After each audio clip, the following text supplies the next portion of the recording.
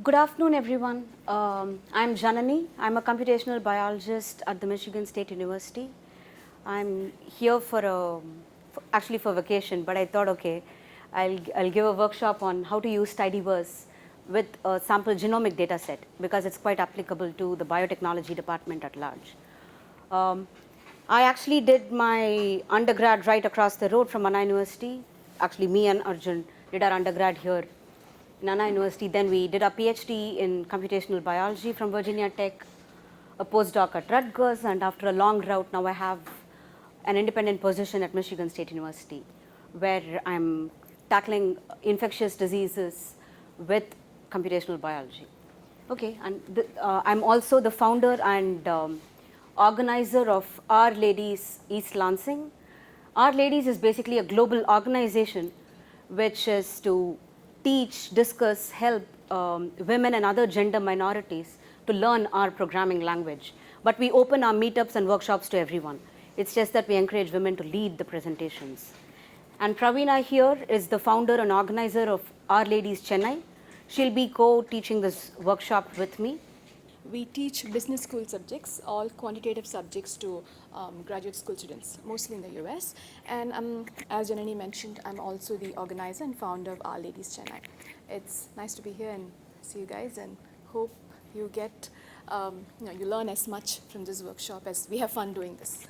So before we start, just a couple of quick notes. I think Philge would have shared the HTML file with you right about now. You can open it with Chrome or any browser of your choice. It should have the code embedded in it, sample codes, and sample outputs, along with any notes that I may have added. So you can basically copy paste bits and pieces of those code into a new R file and run it from RStudio. And as for the stickies, I hope all of you have at least one orange and one green sticky with you. The purpose of this really is for us to know whether the pace that we are going at is okay, whether we are too slow or too fast. If I see a lot of green stickies on your laptop, I'll assume everything is good and I can keep going at the pace. If there are a lot of orange stickies, it means it's time for us to stop and fix those issues before we move on. So don't feel shy. Please put up your orange stickies at the back of your laptop so that we can see them.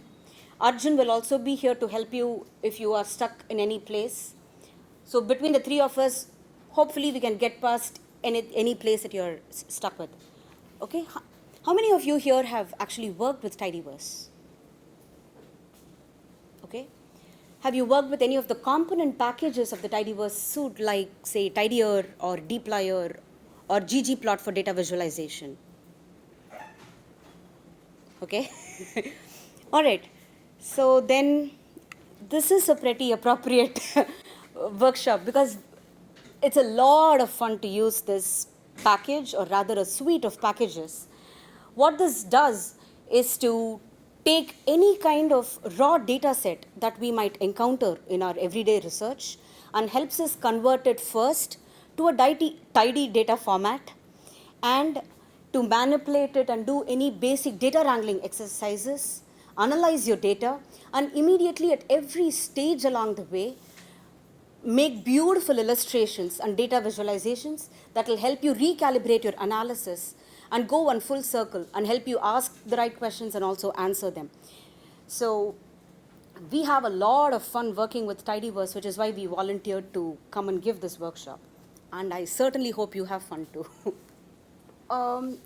So all of you are at least familiar with R and RStudio, the IDE, right? Anyone who's not familiar? Do you mind switching so that you are sitting next to someone who is familiar with R? If it's not too much of a problem?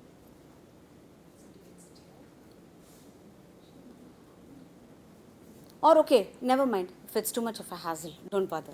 Okay. So if you have your latest version of RStudio, R and tidyverse, we can get started.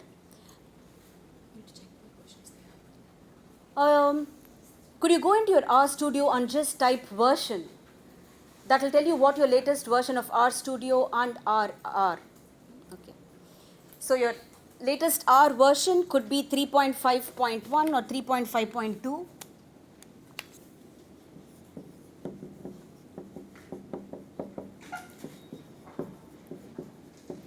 And for R Studio, depending on whether you have the beta version or the regular version, either 1.1.4 or 1.2 would be good. It would work pretty well with tidyverse. So let me give you a brief, while you're figuring out your versions, let me give you a brief intro into all the packages that tidyverse has, the main ones at least. So tidyverse is actually a complete suite. You can start right at the beginning where you can import any kind of text file or even an Excel file into RStudio. And tidier is to convert your untidy data sets into tidy data format. Dplyr is for all kinds of basic data wrangling and data manipulation exercises. This is a package that essentially has one very important function, which is this. You have the percentage sign, the greater than percentage, which we are going to refer to today as pipe. So whenever I say pipe or whenever you see this, we are talking about the same thing. What this simply does is to string together multiple functions. Instead of writing one long, ugly, nested function, we are going to be using this to say, take this, then do that, and then do something else. So we'll read the pipe function as then. And we'll see many, many examples of this. So you'll have time to work that out. And broom is to clean up any outputs of your statistical analysis, like say ANOVA or two-key test or some other non-parametric test. You might have it in some kind of an unclean data frame or some other format, and it converts it to a tibble and a neater data frame format, which you can then transpose to any other analysis or visualization. We will not be looking at linear models today because that requires quite a few hours in its own right. Actually, so does ggplot. But we will nonetheless be addressing the main components of ggplot and motivate you enough, hopefully, to go back and learn more by yourself. I'll also provide enough sample codes for you to play around with. And R Markdown, finally, it's very useful for reproducible research. If any of you are familiar with Python Jupyter notebooks or anything else, this is very similar to that. Or if you're familiar with Markdown or the LaTeX format, this is also similar to that. Essentially what it does is it puts together your free-flowing notes as well as your embedded codes and outputs. And so you have everything in one place. So if you just were to change the data set, you can run it through your whole notebook and you'll have a beautiful new analysis and set of visualizations. We will not be explicitly talking about R Markdown simply in the interest of time, but I will provide an R Markdown file with which I generated the HTML that I've shared with you. So if you go over that, that should be ample introduction to R Markdown. Okay? So these are the main components that we are going to address today. Getting started is basically your installations, library, loading your packages, and how to read your input files and explore them even before you start any analysis. And then we'll go into tidyr and dplyr with Praveena here. And then I'll come back to talk about ggplot and data visualization. And we'll wrap it up with how you save your data, how you export your visualizations and stuff. Do all of you here have the HTML file? Are you all able to open the HTML file and see the navigation tab on the left? Are you able to scroll it, use it comfortably? The codes are rendering okay, everything is fine? Okay. Anyone who does not have it?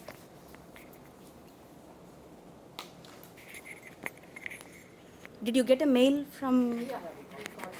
Okay. At what stage are you stuck? So we started with the R installation. Okay. Arjun, could you help them? So actually to open the HTML page per se, you don't need to install R, but yeah, it's a good idea to follow along if you have R in RStudio. Okay. So while I get started, you can install R in RStudio. If you're stuck, please, each of you take a green and orange sticky. If you're stuck, put up your orange sticky. Okay. One of us will come and help you out. Okay? So when you open your RStudio, these are the main things that you'll be seeing. This is your console, especially when you're experimenting with functions before you actually put it in your code. Sometimes I'm too new to the package that I don't even have the courage to type it inside my editor. So I first play around with it, and if it's good, then I take it from history and move it to my editor. Of course, you can do it in your editor, but it's just one of those things, right? And this is also where you will see your output as and when you run your functions one at a time. Here you have a whole bunch of things. You'll see your file and folder structure, any plots, and viewer is where if you have an R Markdown file and render it into HTML or PDF, that's where you'll be seeing it. And one very important thing that you can remember throughout is Google, Stack Overflow, the way they are your friends, so is the single and double question mark in RStudio. If you're not familiar with any function or any package, please just, you can type the question mark followed by your function. If it's from a package that you have not loaded, but it's still somewhere there, you can use your double question mark and RStudio will find all possible matches for your search terms. And it's good to have that open on the side because they also have many sample codes out there. Do all of you have tidyverse installed? Do you have it loaded too? When you load it, you should see something like this. Or at least you should not see any errors, even if it doesn't look exactly like this. Anyone here having trouble with installing or loading tidyverse?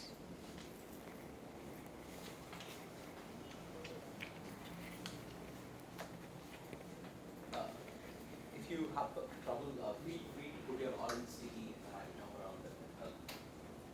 Can you put it on the back of your laptop so we can see it somewhere here? Yeah. Pravina could do help her.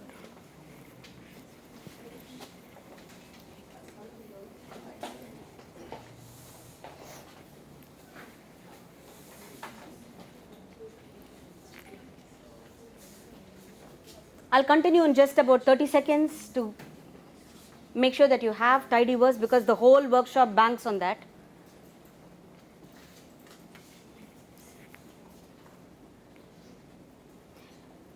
In the meantime, if you already have tidyverse installed, please scroll to the bottom of the HTML page. You'll see a lot of resources that you might find handy during the course of your workshop. So any books, any references, something that might help you get along with learning tidyverse easily.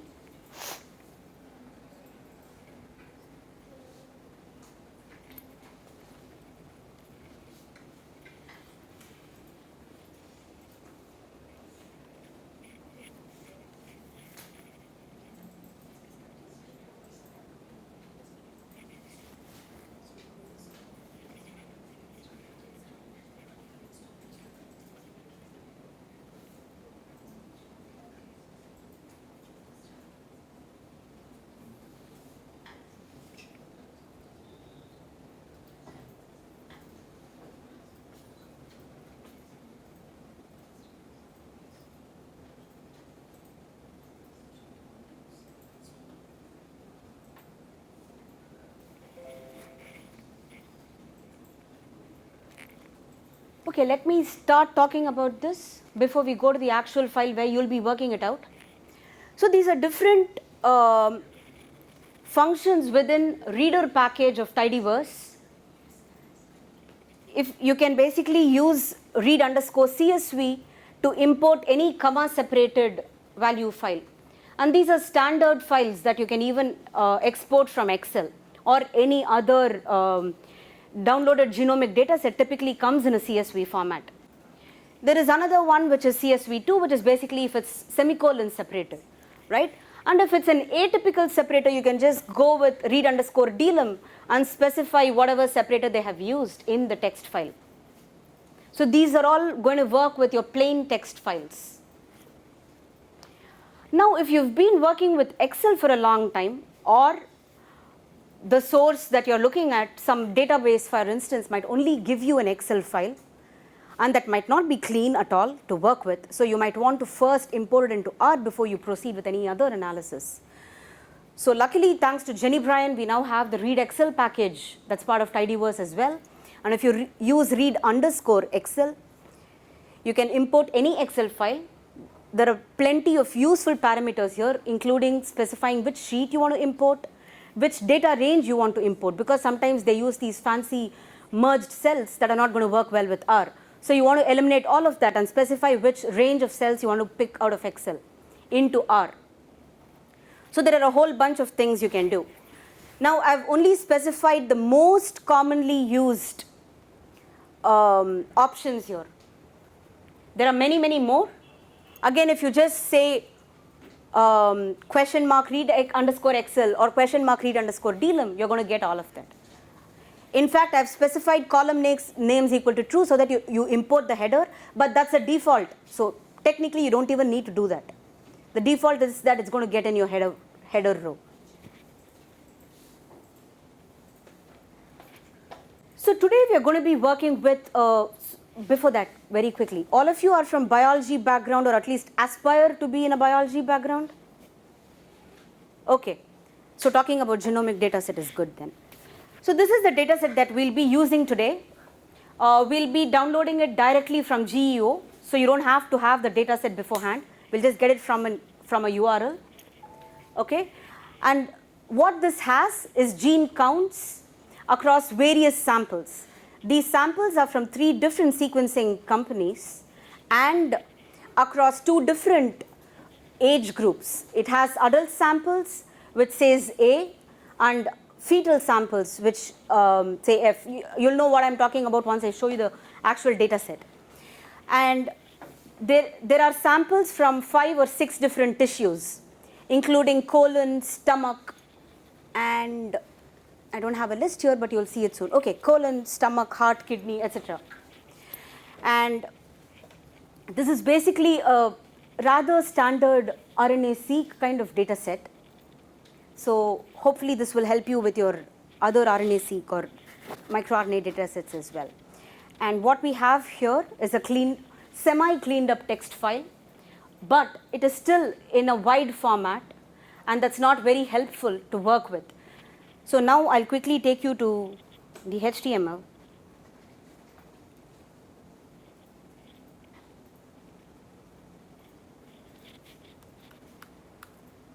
Are you able to see this? Is everyone here able to read this? You should also have the HTML, but just to follow along with me. Okay. Okay, one other package that I didn't mention when I asked you to install tidyverse is to install this package called here. You could either do it now or do it later, but it's a very useful yet very simple and elegant package. What it basically does is it points to the location where you open the file and says, here you are. That's all. That's what it does. It points to where you are. So at any point in your code, if you don't know what your working directory is, you can say here. The reason this is much more useful than say set working directory is because your set working directory is going to work only for you. No one else in this room is going to have the same working path as you. So if you want to write a code that you can quickly share and work with someone else collaboratively, set working directory is going to mess all of that up. Whereas if you say here and you give them the files, or if you share an R project where everything is in one folder, and here is going to just take care of everything. All your files, your input, output, everything is going to point to that particular location, and everything else can be relative to that, and it will work beautifully and seamlessly. So it's a very effective and helpful package. And I think it has only one function, which is here. So it's basically here. Okay. So if you had a couple of seconds while I was going on and on, you might have installed here and loaded it already. If not, you can do it now. So let me also take you through the HTML file and what you're looking at. You can read stuff about us later. And this is if you want to upgrade RStudio and other cheat sheets and helpful information that you might need later on. Anything in a gray chunk is a code bit. Sometimes I might have executed it, sometimes I might not have executed. For instance, earlier I had showed you mock examples with my data. There is no file called my data. So those codes are just to show you how a sample would look, but I've not executed them. But whenever I do execute them, you will also see the sample output right below those code chunks. So when you run it in your RStudio, if you take one line at a time from the gray box and paste it, it doesn't look gray here for some reason. That library tidyverse, for instance, is the gray I'm referring to. So if you run it in your RStudio, you should see something very similar to what you're seeing on the screen. If you're encountering an error, please make sure you use your orange sticky. All right. After all the slow start, now let's get to the genomic data set. Skip right ahead to the part that says data import. What I would suggest you do is to copy paste these parts and open a new RStudio file and paste it here.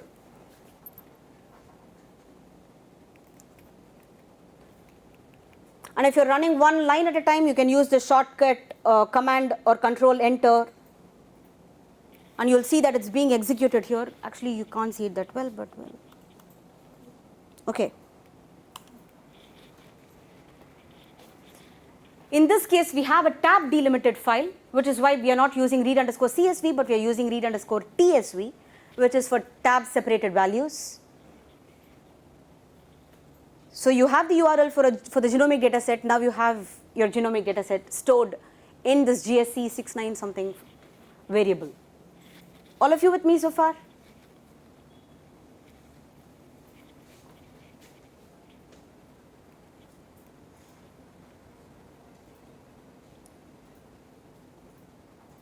Knowing your data.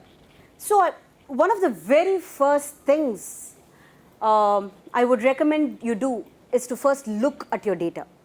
By which I mean don't immediately start creating summary statistics or anything. First open your data file in a few different ways.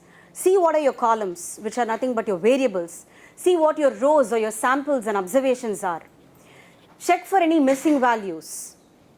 And see what is the data type of each and every one of these variables and whether they are compatible with the operations that you wish to perform. So first and foremost, always explore your data before you go into any other analysis. So these are a few different ways to do it. Structure is from base R. So you can just say str, GSC 69 whatever, and that's going to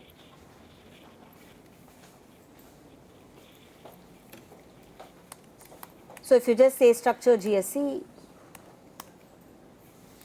this is what you're going to see.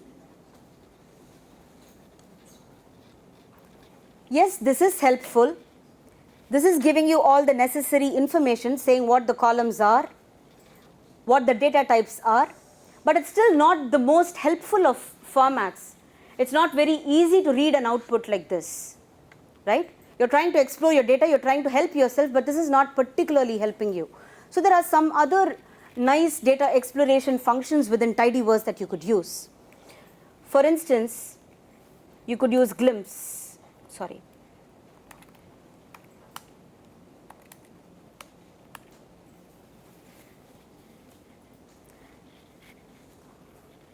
Now this does something very similar, but it's much less garbled. You right away see what your variables are, what the data types are, and the first few entries of that. Now this is going to automatically resize based on how big your screen is and show as many entries as you can see. Now this gives you a much better idea of what each and every variable in your data set is. For instance, what we have here is these are gene IDs. These are the chromosomes from which these genes belong to. You have the start and end locations. So these are all location specific information. Which chromosome, which strand, where it starts, where it ends in the genome. Then you have the length of these genes, right? We don't yet know whether they just computed end minus start or whether they actually took into account the introns and exons. We don't yet know that. It's safe to not assume before you start any analysis. So let's just assume this is some measure, some relative measure of how long or short your genes are. Okay, let's just go with that for now. And then all your subsequent rows, or rather these are not rows, these are your columns and variables. All your subsequent columns you will see have a kind of standard structure. And what this is,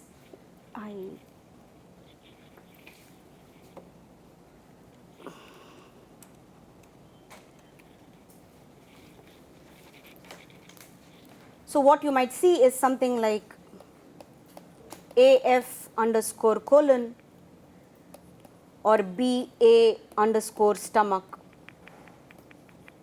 Basically, you first have something here.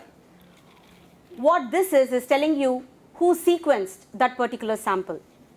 This is Agilent, this is Bio, some other company. And what your second character is, the F or A, there are only two values that this takes.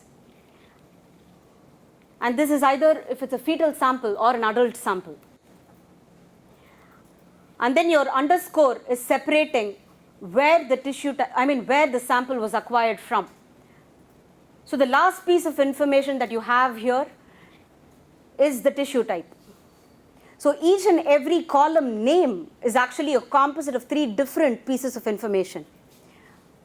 And part of our tidying up of data and exploration is going to be separating these, because these are giving you very different kinds of information. You might want to see what are all the genes that are upregulated in colon and not care about stomach at that particular minute, right? But if you have all these things combined together in one variable, it's not very helpful. So we'll try to find ways to separate these first. And also you have all these as columns, but what would be nice is if you can bring it into a tidy format that Praveena will talk about more, and we'll see how that is way more helpful to do any kind of data wrangling.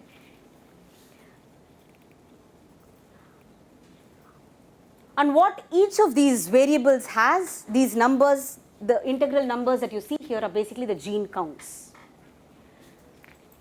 So all the column names are one kind of variable, and all the numbers in there are another kind of variable, which is essentially gene counts. And I think that's a good place for me to stop and for Praveena to take over.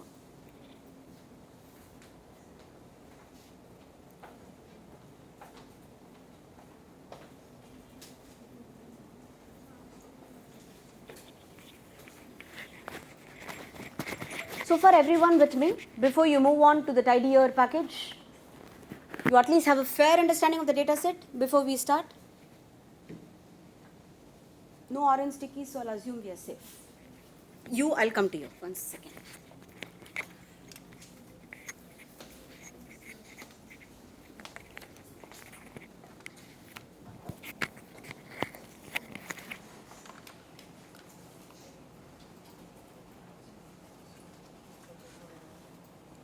How do you go back to the screen here? How do you go back to the screen, to the notepad? Over here? Command tab? Okay. Fine. Don't go to project tab. You show Fine. Thank you. stand variable. Okay. Don't move. Yeah. Thank you.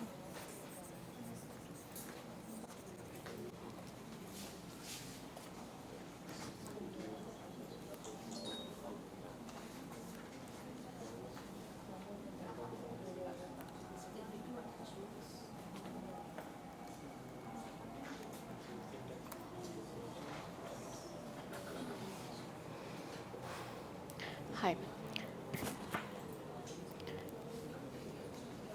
We're going to talk about, he's okay? He's okay there?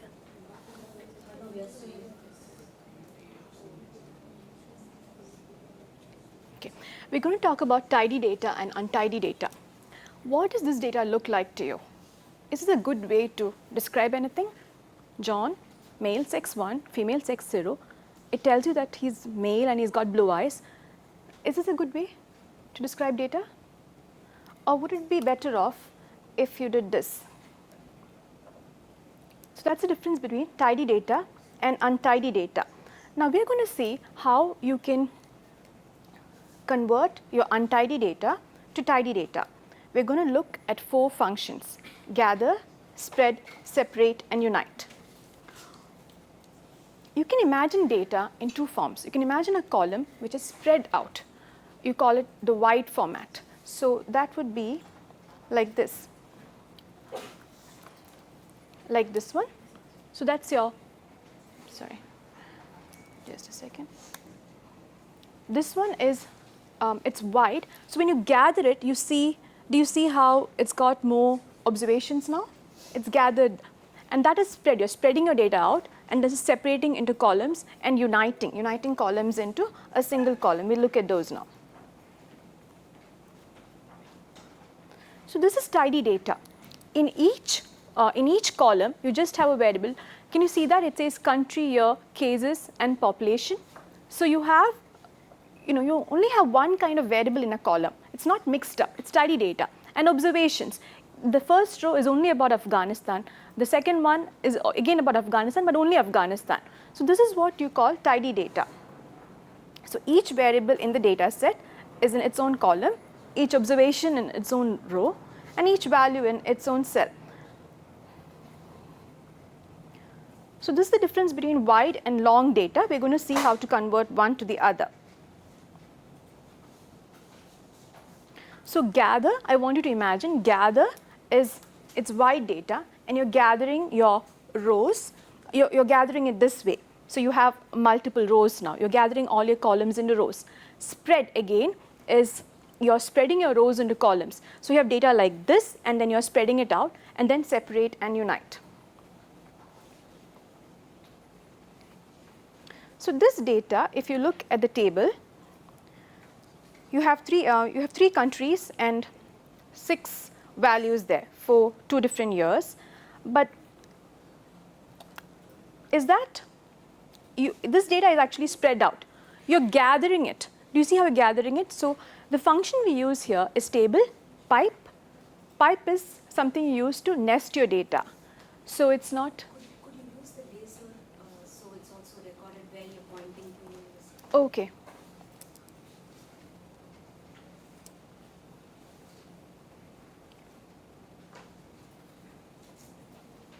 Pointer.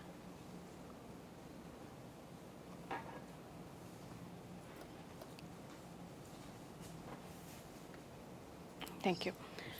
Thank you. So the table here, the pipe function here, like Janani mentioned earlier, it is to avoid an unwieldy nesting of functions. So this is now very simple. You pipe your table to your gather function, and you see how gather has got key. The two arguments of your gather function are key and year. What you do with key is, see, 1999 and 2000 here are your keys. So that is spread, that is now gathered in and has become the columns now. And your value is the cases. So when you say 2 to 3, it means it's the columns from 2 to 3 that you're gathering now. So those have been gathered and have now come here into this, into that column. Now spreading. This table, you want to spread out into this form, from this form to the long form to the wide form. So what you do here is you use again the spread function, again with pipe, and your key is your type. So when you say key is type, it means what's in the type here? You have cases and population here. So those values become your columns here. So those values have come here as your columns, cases and population, as your variable names. And value is count, which means what's here, the values that come here are from this count column. So now your data has been completely changed into a different form. It's been spread out. We look at this one now. Is this a good way to have data? 0.7K, 19 million, is that a good way? What does that even mean? It is two different kinds of values in the same column. What you do there is you separate your rate out. So for that, you want to separate it into cases as well as population. How can I avoid this going like this? Why does it keep moving? Here, pointer, but Use this mouse. okay, but how can I avoid it toggling from one just to the other? Don't touch. Oh, don't touch. Okay, don't touch. Fine. Okay. So just to toggle, I just do it. Just go there Yeah. to go to the next slide. Okay, fine, thank you.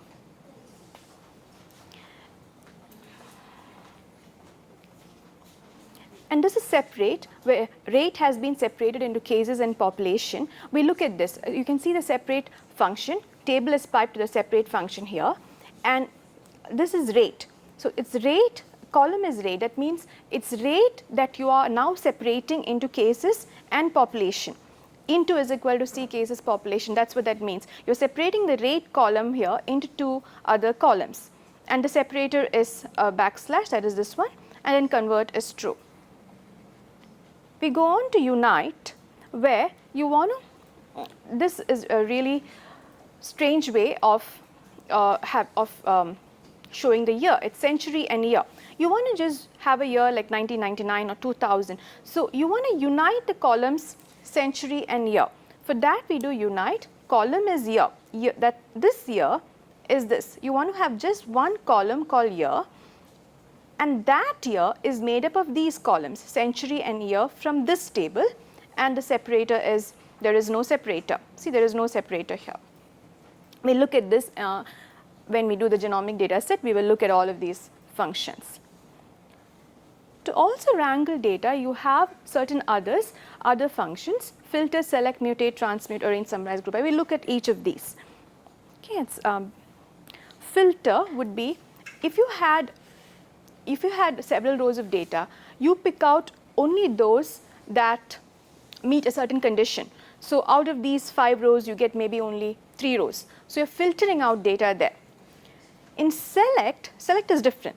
Select, you are selecting out maybe, shall we say, the blue columns. You're selecting out certain columns. So now you have fewer columns than you had earlier. Summarize, we'll look at summarize. It would be like summarizing the mean or the, some other characteristic of certain observations. We'll look at that. Group by also we will look at with an example. Joins, we just want to mention, we are not going to do those here. These are all mutating joins. Mutating joins in the sense that they add a column. You have more columns than you started out with, but we will not be doing that here. You will get that in the slides, but we're not doing that now. So this is a left join. These are separations, set operations, intersect, union, and set diff. Again, we will not be covering this in this workshop, but we'll you will get the, it will be there in the file. Bind rows. Bind rows is if you have your y and your x. What you do here is when you do bind rows, this is what it looks like. You're binding the rows. Can you imagine binding the rows there? The y and the z frames. This is binding columns. So you're now ending up with 4 columns and 3 rows. So that's the difference between bind rows and bind columns.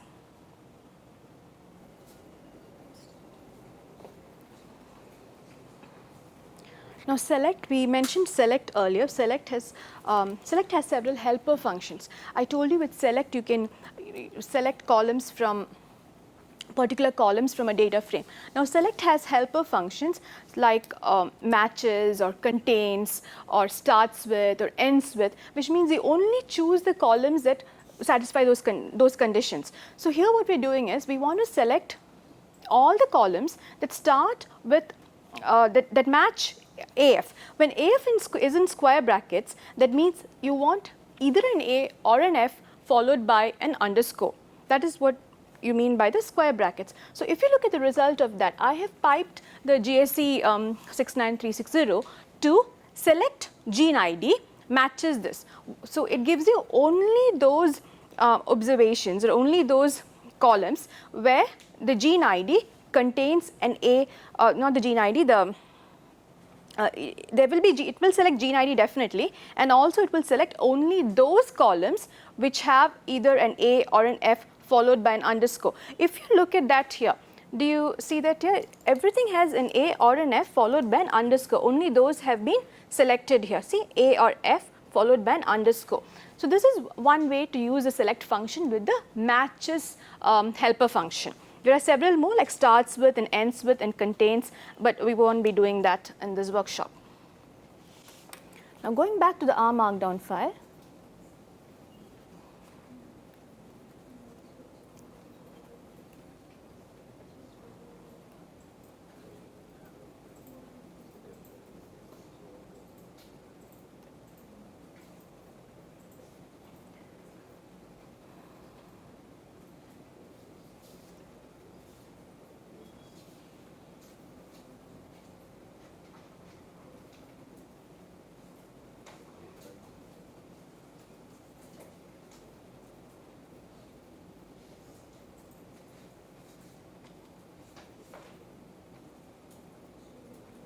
we're now going to do, we're going to do this, and then we're going to gather it. We're going to gather it like this.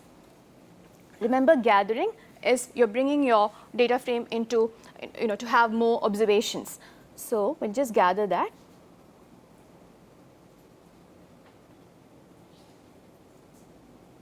Changing it from a wide format to a long format.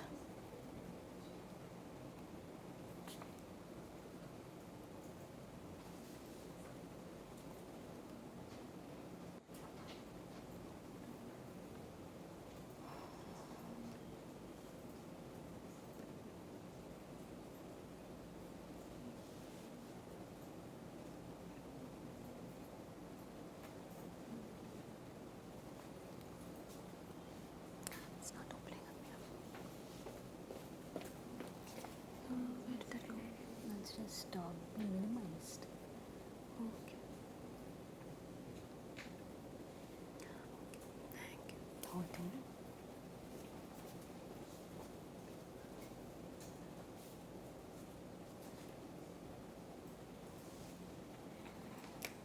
So now what we did is we selected, earlier we selected all the gene ID as well as all the columns that match an A or an F followed by an underscore, and then we did gather.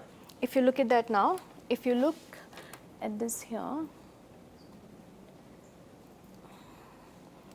sample is the key now, like all those values at all the variables have now come under sample. Do you see that here? All the variables have now come under sample.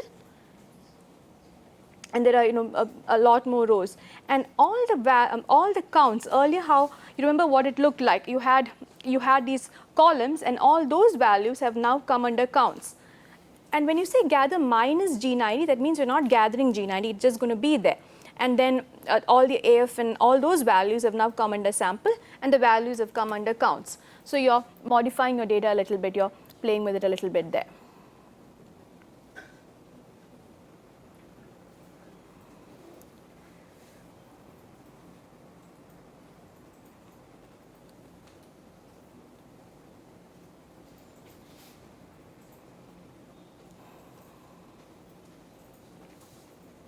We can also spread it back, so it would go back to the original form. For that, I would do this. I would just do a spread now after this gather portion.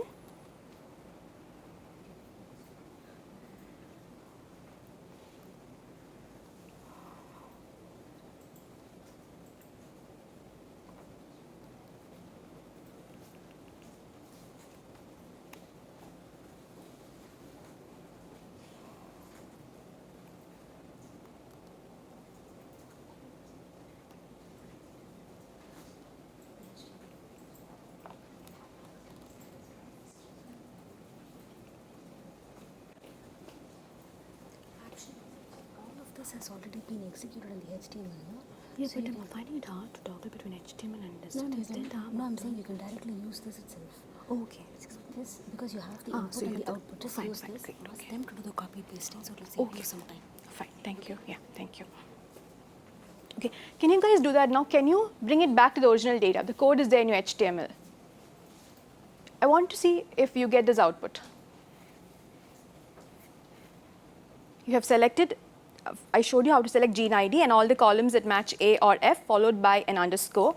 And then we gathered the data, we saw that. Now I want you to spread it back and see if you get this output. The code is there in the HTML file.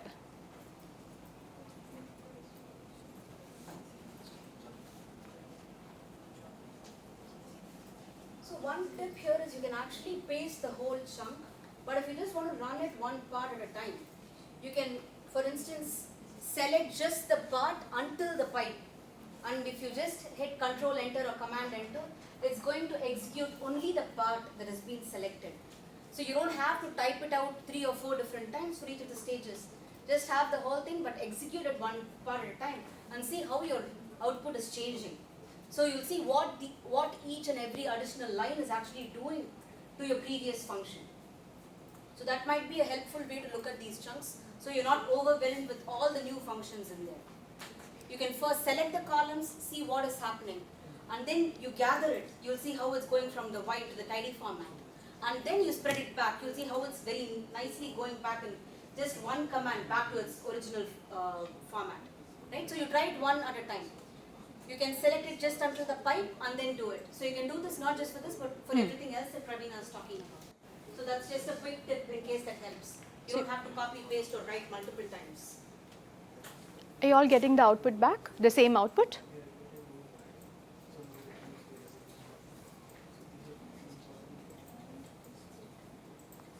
Got the output back? So selected, gathered, and spread back to the original frame.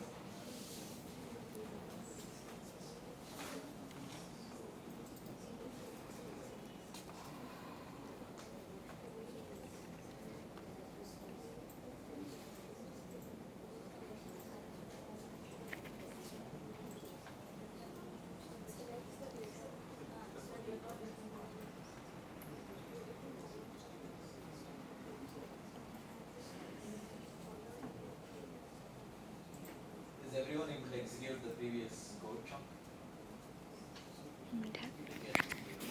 Action.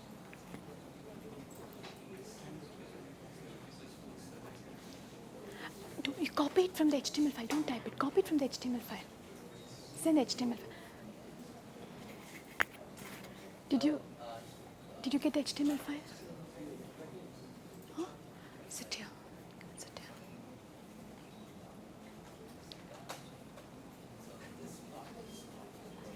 Look. Can you send him the HTML file? He doesn't have the HTML file.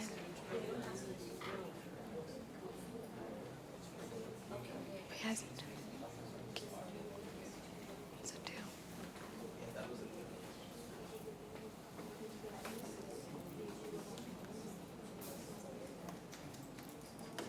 Use this chair.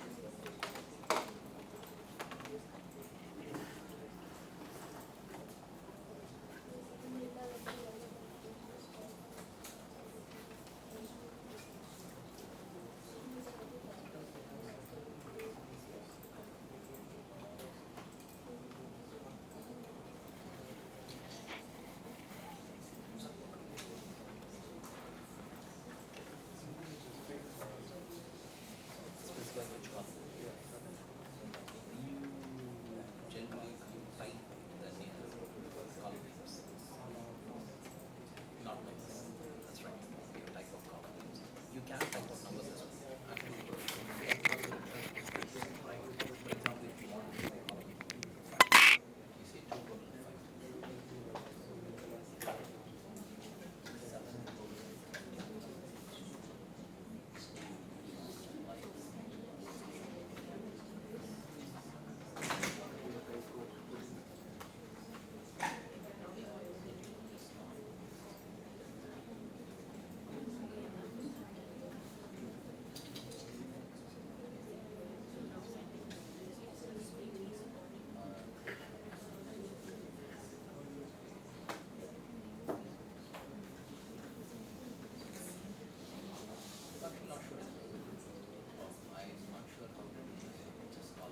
7 colon Can you just try this with column names?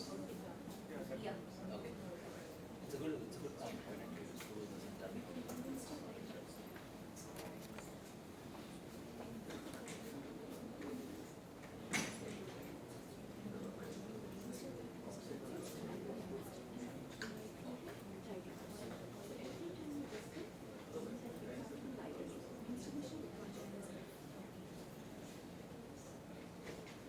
Yeah, that's it. As your business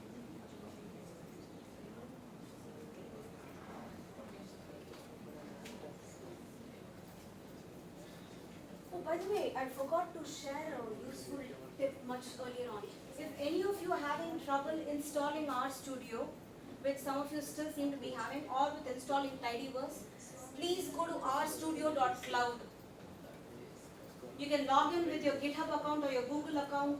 It will have the latest version of RStudio, the latest version of R. You just need to install tidyverse and you'll be good to go. So that's an alternative if you're completely stuck right at the beginning with no R, RStudio or tidyverse.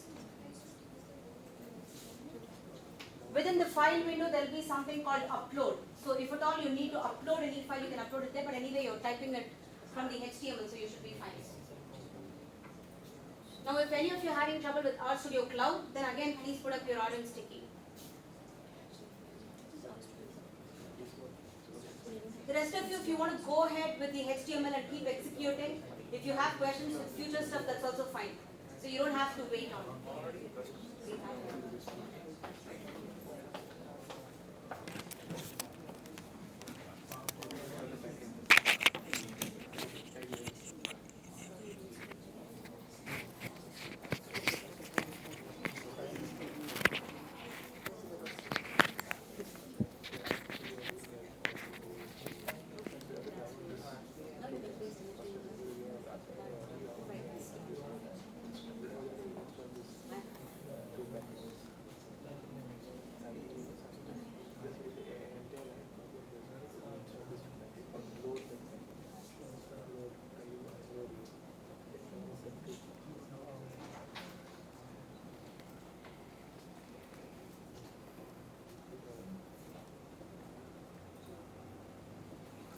Now we'll go back to this data set. Have you all got the original data set back after gathering and spreading? Okay. Now we're going to try separating it out, separating out columns.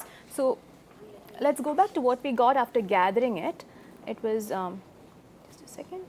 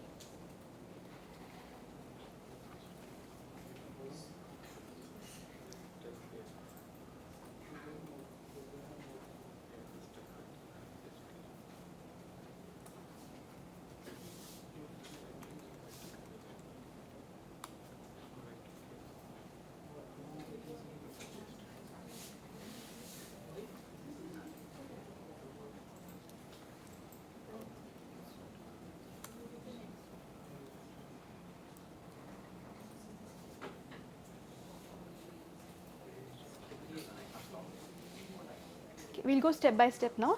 So we're going to call it A1, where you select a gene ID as well as everything that matches either A or F followed by an underscore. We're just going to call it AF, and you can A1, and you see A1 there on the screen. And now we're going to go to the next step. If you go back to your HTML,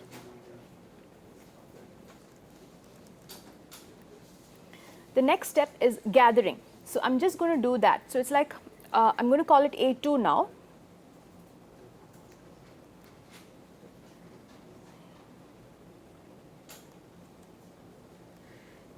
And I'm going to say A2 equals what we did now, that is gathering, plus I am also going to do selecting plus now gathering. So we'll see what that gives you now, A2.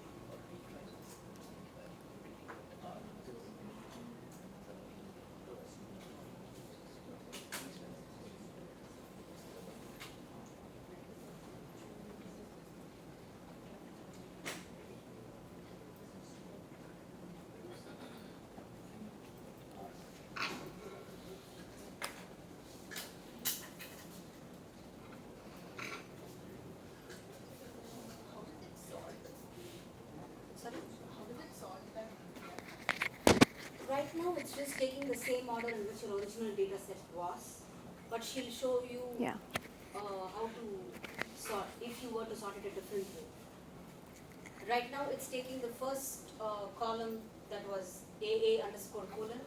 It's put all the values in there. Then it's taken the next one. It's put all the values underneath. So that's the way it is sorted. But we could sort it by the counts. We could do it any other way.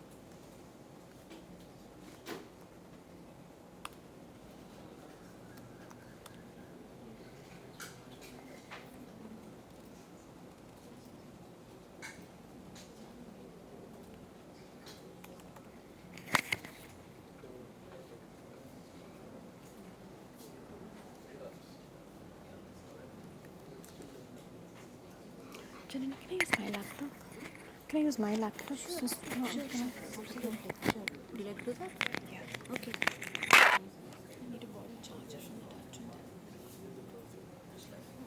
Do any of you here have a HP charger?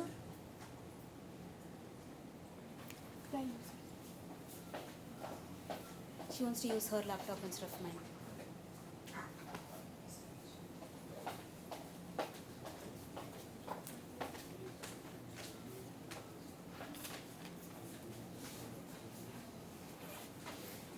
Okay, in the meantime, while she's installing, I'll try to motivate why we are subsetting it in different ways. For instance, here when we are taking only the values that are A underscore or F underscore, what we are doing is, we are trying, let's say we are only looking at the gene counts and we want to perform some operations on that. And we are not bothered about the gene location information. Those are the columns that we are automatically dropping. If you remember from the original data set, it also had these additional columns about the chromosome or the strand location, where it started, where it ended, what's the length, etc. That's a separate exercise. If we wanted to see where the gene was that's being up or down regulated, then we would go back to that. But for the time being, just to uncomplicate things, we only want to retain the columns that have your sample and gene count information. That's one reason why we are doing this. Either we could remember what all the names of the columns are, invariably we are not going to. So it's always good to go with pattern searches. And matches is one such parameter within select.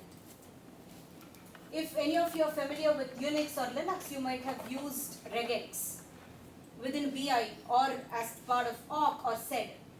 So gsub, matches and all these different functions within R are going to behave pretty much the same way.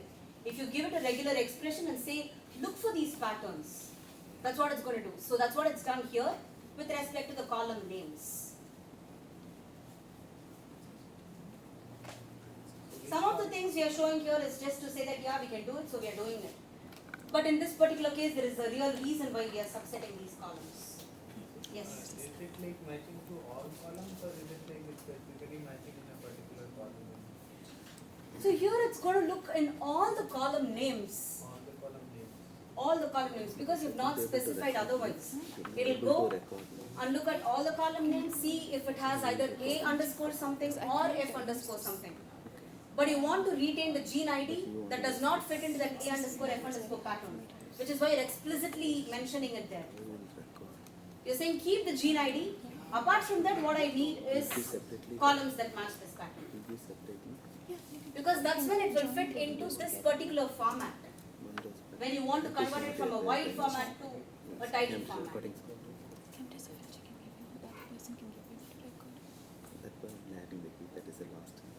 Anyone else has any questions so far, or anything that you've been looking at? Yes. Is there any advantage for read underscore CSV over read.csv? Yeah, it's faster, and all of these work with tables and data frames. So if you want to directly use something with ggplot, this is going to be way more smooth. Because they all these tidyverse packages talk to each other. And the defaults in read underscore CSV are also much cleaner. You don't have to specify a whole set of parameters that you might otherwise specify in read.csv. All the common ones will already be defaults. So it just makes the running also much smoother.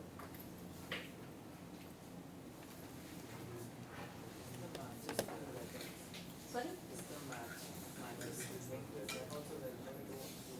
Yeah, matches, the input for matches is regular expression.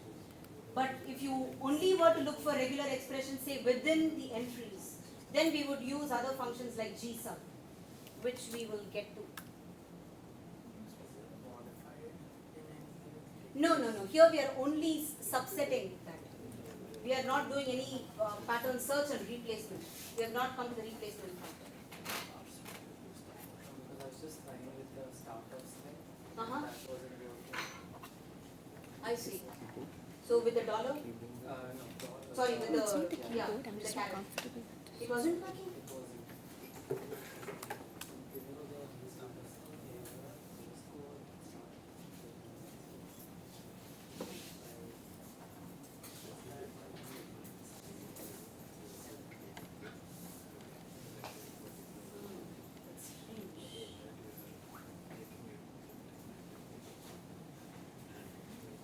This was our first step where we selected gene ID and everything that matches, all the columns that match either an A or an F, followed by an underscore. We're now going, like Janani mentioned, we're going to go step by step. We're going to go to the next step now. All right?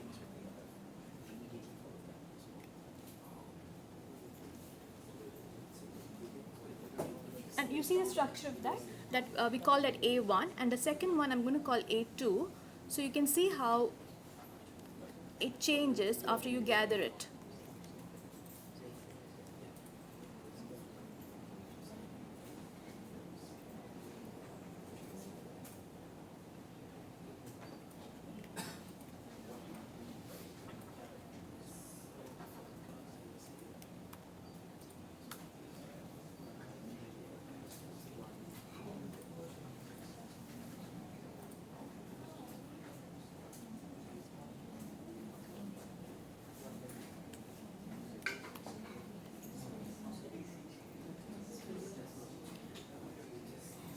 Can you see A2 now? You have gathered it here. Do you see it's piping? But instead of piping now, I'm trying to do step by step. So my first step was A1, where I selected the columns. Now to get A2, what was selected earlier, here this was selected earlier, now I'm gathering it. So that is why you have all those, remember you had AF colon, AA colon, all those variables, all those have now come under sample. That's why you say key is equal to sample and value is counts. So now we have done two steps, the selecting and the gathering. I'm showing you step by step. We're going to go to the next step now. And that is separating. What I want to do here is, I want to separate, if you go back here,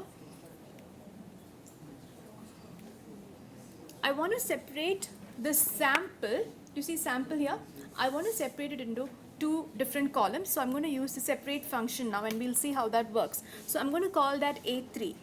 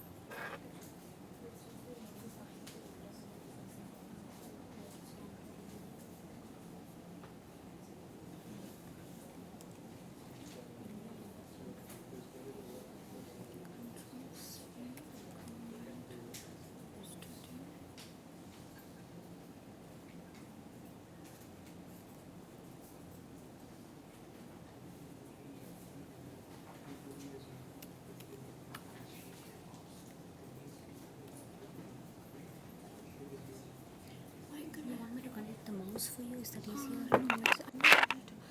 Is Control C and Control V or Command V? Command. Command V, but it's not pasting. A3 equals Command V. You're not getting the third line. Control. I select all this. Oh, it's Command C. Command C is to copy. Oh, okay, that's okay. Okay, that's okay. So A3 equals Command V. Alright. And now I'm separating that into two separate columns, which I'm going to call source, stage, and tissue, and run that. And then we're going to look at A3 now. Can you look at A3 in a global environment? That's over here. Can you just toggle between A1, A2, and A3? Can you look at the difference? A1 is after selecting, A2 is after selecting and gathering. Do you see the difference? And now you have A3. A3 is where you separate it out. Do you all see your A3? Where your sample column has been separated into your source, stage, and tissue.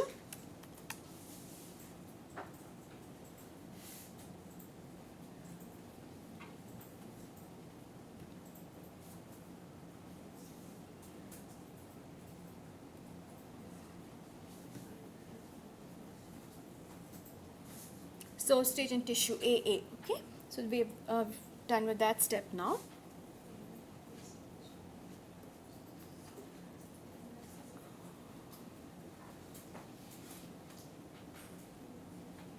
I also want you to look at the separator. It says separator is an underscore. So you have your source stage and your tissue separated by an underscore. I mean, in sample, it was AA underscore, whatever the tissue was, and now the separator is the underscore. So you separate it at the underscore. You've separated it now into source stage and tissue, right? So we have this output now. Do you all have this output? Did you all get this? It's been separated out? Yeah.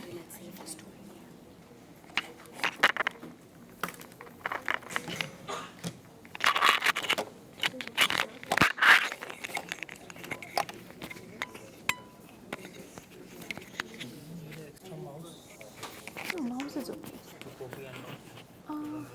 We have a mouse. No, actually now we're just going to do in HTML. We're not going to ask to do because we only have so much time left. The next important thing is to get your data set. So you go back to the HTML. Shall we begin? Okay. So we have seen how we selected, gathered, and separated the columns out. Now, I want to now separate. Remember, look at the third step here, where we got we separated sample into source, stage, and tissue. We are now separating that again into source and stage, but the separator is now a 1. What does that mean? Means it's after the first position. So the AA, I'll just make it bigger. yeah, thanks. The AA has now been separated into A and A. So you see that here, you're separating it by the character position. We had AA earlier. AA was, one column was AA, AF, and so on. Now it has been separated into 2 separate columns. All right. The next step is I want to unite. Stage and tissue, stage from here and tissue from here into stage underscore tissue. We separated out and now we are combining it together to make a new column. And this is the output you should get. Do you see stage underscore tissue? That's this one, this column. Do you all have that column? You all saw, okay.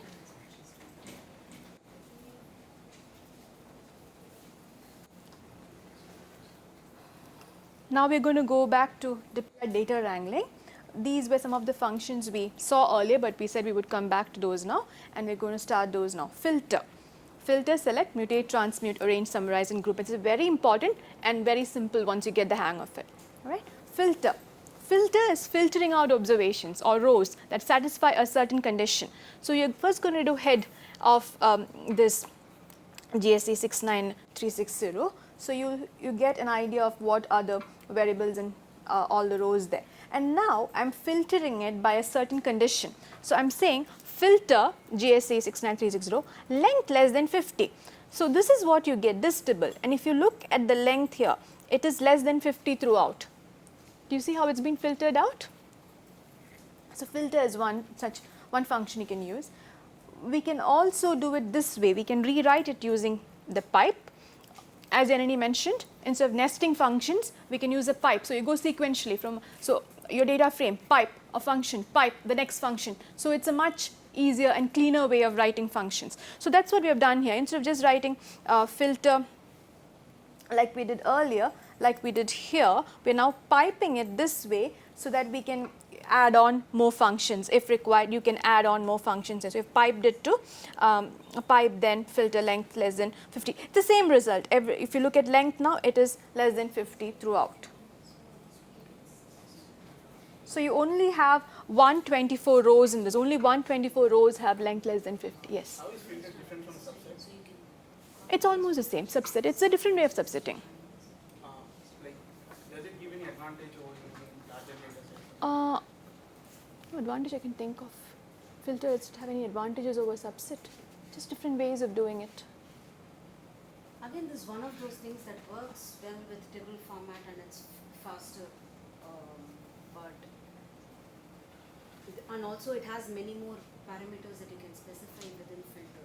Conditions you can specify, like or logical conditions inside. Can you even do the same with subset? Yes. Yeah, you can. Yes, you can specify do within that. subset too. It's just that we tidyverse is basically an alternate to. I want to now show you, Janani mentioned regex earlier, where you filter so that your CHR column should contain only CHRY. Do you see that? This column has only CHRY. So it's grepl and then CHRY, CHR. You can also combine two filters like this. So you pipe your data frame and then you do filter length less than 50 if you look here, and then only the CHR column should contain only CHRY. So that was filtering, where you are choosing rows or observations. We now move on to select, where you select variable columns. If you look at this now, GSE 69360 pipe to select gene ID, we looked at this earlier, we saw this earlier. And now matches is a helper function for select. So within select you can have select a column that contains this name, or starts with this name, or ends with this letter. There's so many different types of helper functions. Here we're looking only at matches, and when you say matches dot f underscore, it means anything can come before the f. The dot represents any character, and then you have an f and an underscore. So if you look at the 5 columns there, 4 of those have an f followed by an underscore. Do you see here? You see that dot f underscore? So you have selected those columns as well as your gene ID. So 5 columns there. Just selecting columns that match a certain pattern.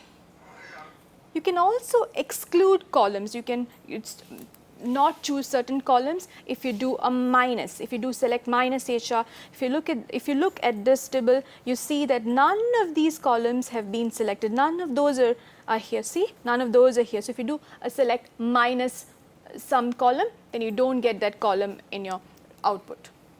So that's what was done here. You can also exclude columns that match a pattern. Earlier we did matches dot f underscore. What we're going to do now is minus matches af. What's a minus for? It is to make sure that the columns that match this condition are not selected. And then you have af. Af is either a or f. So if anything has an a or an f followed by an underscore, then you don't select that. If you look at it here, none of the columns have an a or an f followed by an underscore. Do you see that output? None of them have an A or an F followed by the underscore here, underscore there. All right. We can also select and then filter. So here in this step, I select 1, 2, 3, 4 columns, not 4 columns. I have 3 columns plus this condition. So I have gene ID, CHR length, plus all the columns that match either an A or an F followed by an underscore, which is all of these. And I pipe that to get just the rows in which CHR is CHR Y, or the length is less than or equal to 100. So either of those conditions have to be satisfied. So selecting and then filtering, selecting by columns and then filtering by rows here. We now have mutate and transmute. There is a difference between mutate and transmute. Mutate.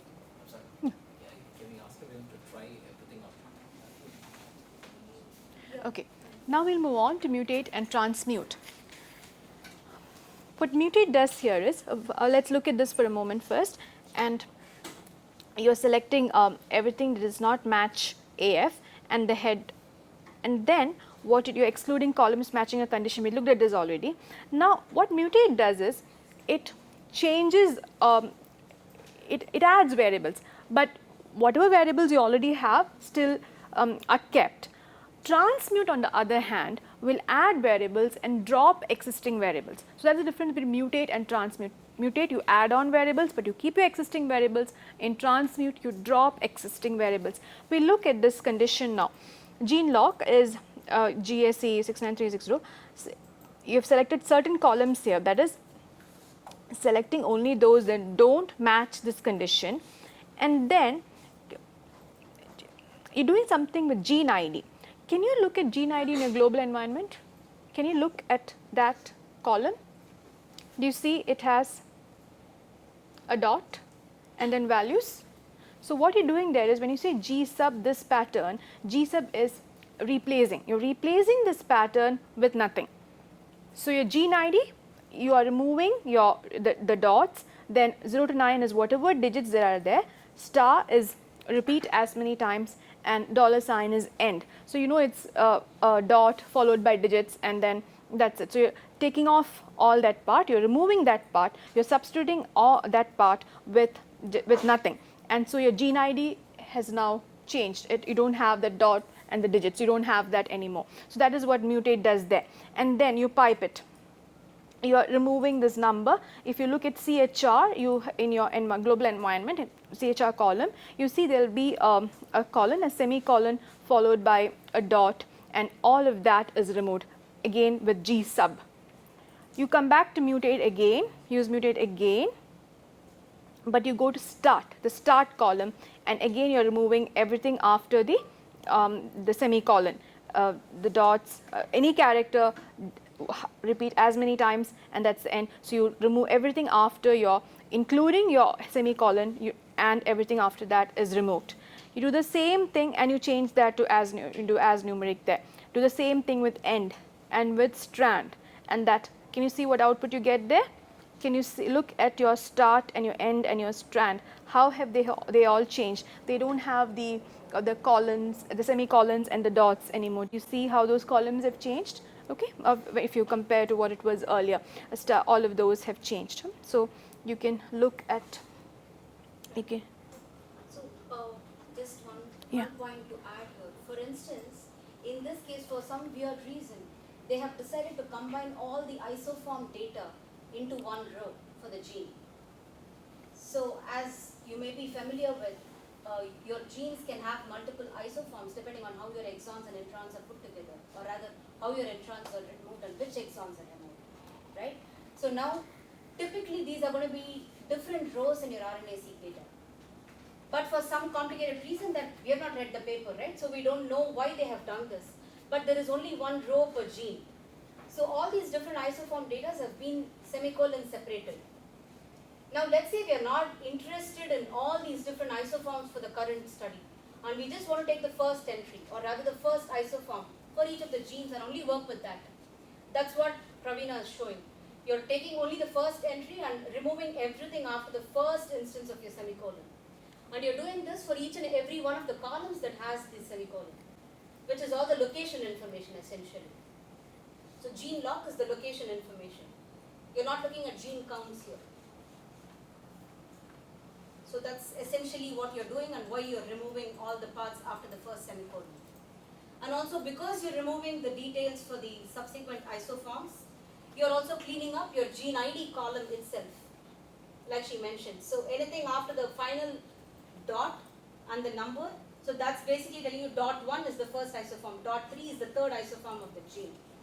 Now because you're not bothering with that information now, just for the purpose of our exercise here, you're removing that part because it's anyway irrelevant. You only want the gene name at this point, right? So that's why you're removing the truncating the last part out. So Yeah, that's this the step. cleanup that you're doing in this part. Yeah. Okay. All right.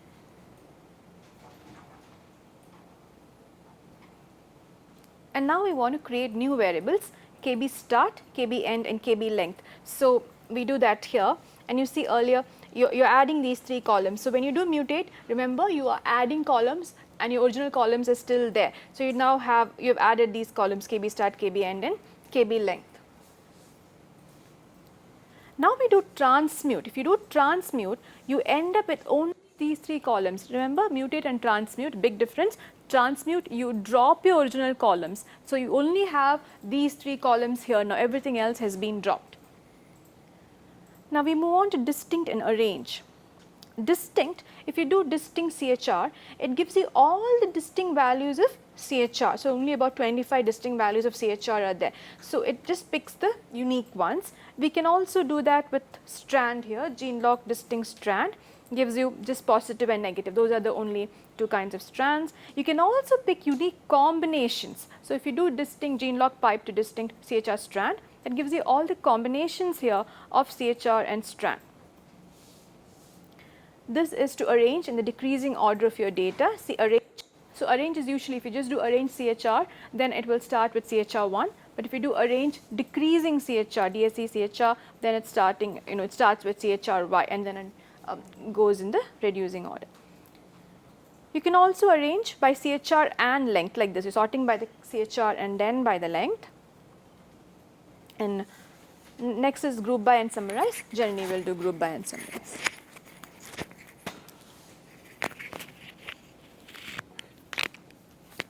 So any questions so far with select, filter, mutate, regex, transmute? Oh, these are two different things. Sorry.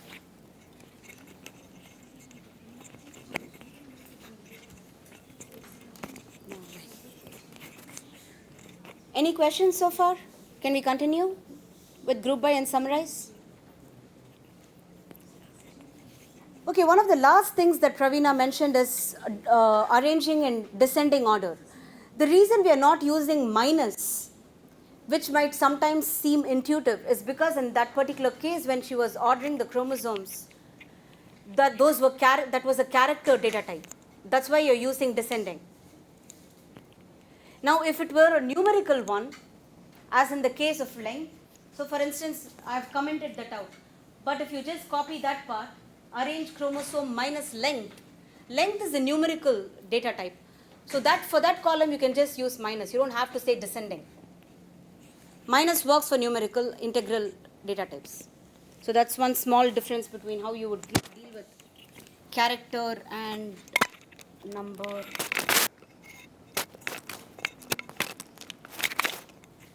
That's probably okay, unless I decide to walk around. Okay. Now, one of the most useful parts of dplyr is group by and summarize. Like I mentioned, all these exercises so far might have even seemed wasteful. Why am I separating, putting it back together? Why am I mutating and selecting for things? What am I actually going to do with it? And I kept saying that you might want to get colon specific information or stomach specific information, right? Now, either you could separate or filter by each of these and then perform these operations, or you could just use one function to group by the tissue and get the statistics for each of these groups with just one command. And that's what your group by and summarize do. What group by does in this, okay, now let's look at this part. You're taking the gene location, the subsetted data that you have. This does not have your gene counts, it has your chromosome information, your length, etc. And you say group by chromosome. Now if you just run this part, Now if you just run this part, what do you see? You're seeing that it's grouped by chromosome now, right? It's not the previous order that it had. You're seeing all your chromosome 1s first, all your chromosome 2s first, and then probably it ends with chromosome Y or your mitochondrial chromosome M. That is good, okay, but that's just another way of sorting. When it actually becomes useful is when you follow it with the summarize function. That's when it becomes extremely powerful. So now when you add the summarize, number of genes equal to n and without any argument. So what n does is it basically goes to that group, counts the number of entries. That's what your n does. So this is just a quick way of saying, based on the way I've grouped, what are the number of entries in each? So right off the bat, just with this n, you'll get in each chromosome how many genes do I have. And I didn't have to do it in a very complicated loop or have to do any of those things. It's just one function. The same way, because we have subsetted out the gene location information, when you say start of the first gene, what do you think it would be intuitively? You have the start and end locations for each of your genes, right? So the minimum of that for each of your chromosomes would basically be the start of your very first gene on that particular chromosome. So again, this without going to your genome, without going to your NCBI browser, just with your data set, you know which is the first expressed gene on that chromosome. So these are some simple, powerful things that you can do based on the columns and the data that you already have with your RNA-seq. Now let's try to do something a little more complicated, just to see what are the possible things that you can do. Some simple statistical functions that you may have already used in other contexts. But now you're going to group it by these different strands and chromosomes, for instance, and then see how your data is going to differ. Are you seeing different gene lengths, average gene lengths, based on whether the genes are from chromosome Y or from chromosome 1, for instance? So those are the kind of things that you can compare.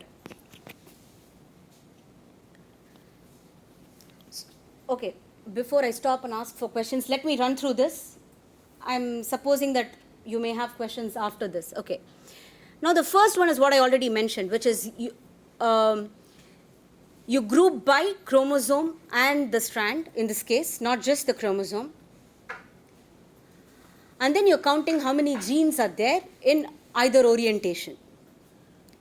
That's what this summarize does. If you keep looking at the sample output as well, you'll be able to follow what I'm talking about. For instance, for chromosome 1, you have both plus and minus, and you get the summary statistics for each of these combinations. Because I've said group by these two variables now, not just one. So there are a whole bunch of things we are doing here. We are finding the smallest gene. How are we doing that? We have already sorted it by length. Have we? Yeah. We have said arrange length here. So basically we are sorting it in increasing order of gene length. So now either I could have said minimum of length and filtered it out completely, or in this case I've sorted it by length. So when I say take the first element, automatically what it gives me is the smallest gene. So these are some small tricks that you can use because you've already arranged your data and grouped them in a very helpful manner. So you don't have to each time subset those few rows and then work with them outside. The same way, you want to get the interquartile range or the quantiles or the median and the mean. You can do this for each and every group. So you can see if there are some particular chromosomes that typically have much longer genes than the other ones. These are just simple functions here that we have demonstrated to say we can do it. Any questions so far with group by and summarize before we go to slightly complicated examples? Is everyone here with me? Have you copy pasted, tried parts of it or the whole thing? Are you getting what I'm getting? Sure.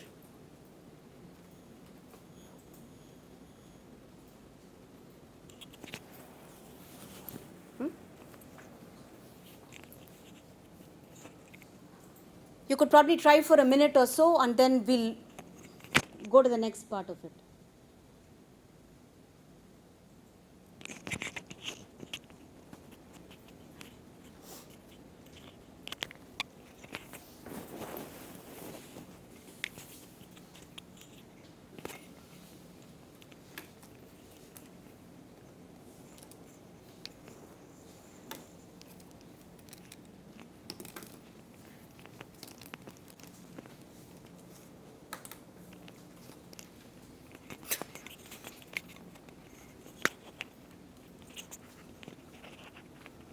No orange stickies? Good.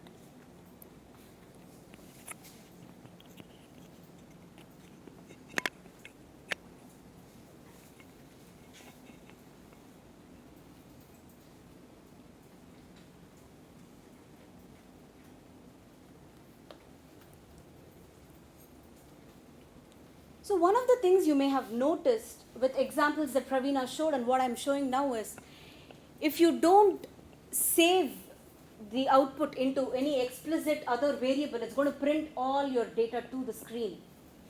And because this is a clean tibble format, it's only going to show you a snapshot of what your output is.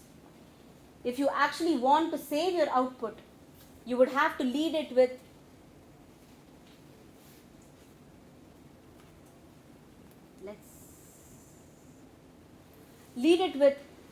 I'll write it somewhere, I don't know where.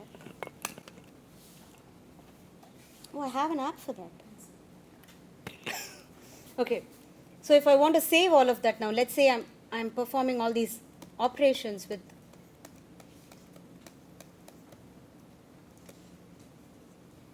I'm not mutating here. So I'm grouping it, I'm summarizing it, right? At the start of it, if I save it to gene lock clean or gene lock grouped, right? Now this, I'm assigning it to a new variable. All my exercise won't be in vain. because ultimately I want to save my analysis. So each and every step, each of these analysis might be separate data sets that I might use for subsequent plotting. So I want to save these text files. So the first step towards that is to save it to a variable. And this is the best way to assign it to a variable. It's less than followed by a hyphen. It looks long here, but it's just a hyphen, not an em dash. Or an equal to as well. Equal to as well. But this, the replacement with this arrow is sometimes cleaner. In case there is something already in the variable, this takes care of it in a better way. Okay. So now assuming that we have saved it, the next step is how do you write it? It's just the converse or the corollary of your read underscore TSV. Now you have been working with a tab separated file, rather you've been working with a data frame. You might want to put it back into a tab separated value file. So instead of read underscore TSV, what you do is you do write underscore TSV. Here I'm not saving my final analysis, but just the subsetted data alone, which is the gene location data. And I'm taking that data frame, I'm saying, okay, now you take the data frame and you write it. So the only argument you really have to give in this tidyverse write underscore TSV is the path. Again, if you want to check where you are, you can just say here, so you'll know where your file is going to be dropped. And if you want to set a relative path, you can set the relative path here. So this is the simplest way to output your file. And just like with read underscore CSV, you have write underscore CSV, write underscore CSV2, write underscore delim. If you want to use some very complicated delimiter that's going to mess with your further analysis, you can do that. There's an option to do that. Okay? So now we'll look at some other interesting things you can do with data wrangling, apart from what we have looked at so far. So far, what Pravina and I have been talking about is piecemeal. So these are all the different functions that can be put together towards a grander cause, because ultimately you might have bigger questions than which is the smallest gene or the largest gene, right? So we'll try to do some of that here. So this is just to remind you what the data set looks like. And I think we've gone over that enough number of times. If you're still not familiar with looking at your data set within your R console, when you say view, it's going to open it up in a tabular format in a separate window. We didn't do that earlier on, but that's another way to look at your file. So that's a GUI based way to look at your data set. So what we are going to do here is to normalize your data set. Because each of these genes might have their own ranges. You might have some genes that are highly expressed, some that are expressed in very, very low copies. You don't want to consider all of them in one plane and say this is high, this is low. Because for one particular gene, 5 might be overexpression. But 5 might mean nothing for some other gene that's typically overexpressed. So you want to first scale with respect to the gene itself in this case. So how do you scale? One of the standard ways to do it here is you're converting your, okay, this is not, I've not yet come to scale. But one of the ways is now you just have your absolute gene counts. But to know what it means in the broader context of your entire data set, one of the things you could do is to get the log CPM, which is counts per million. And you do this for each sample. So you're first normalizing within the sample. I jumped the gun, I started speaking about normalizing for each gene and rescaling. Forget about that, we'll come to that later. But the first thing is you normalize within the sample. And this is log counts per million. So the first thing is you do the counts per million itself,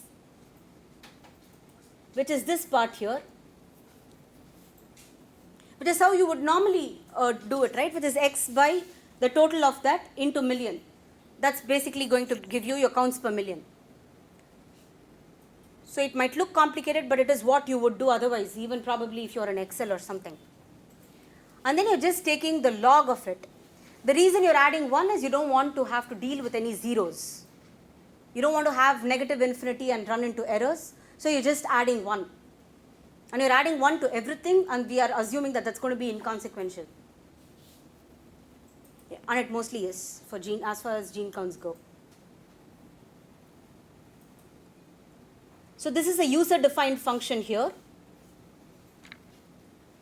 So first you're getting your gene counts.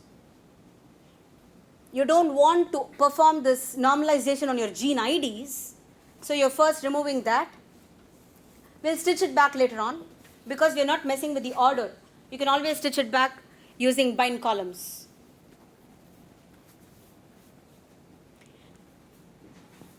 Pravina spoke to you about mutate and transmute. But now you want to mutate each and every column that you have. And that's what your mutate all does. You don't have to specify it multiple times. You can use any function here. You could have even just said mean. In this case, because we want to normalize, we are writing it out explicitly. This is just the syntax for calling a function. So at the end of it, now if you just say log CPM, command enter or enter depending on whether you're in the console or the editor, you will actually see that it has the normalized values of gene counts minus the gene ID.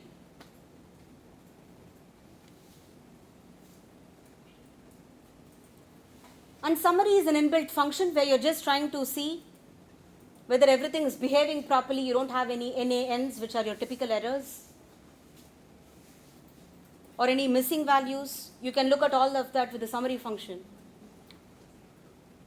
And so far it looks all right. I hope it looks all right for you too. I see an orange sticky there. Arjun, could you help? No? You're fine? Okay.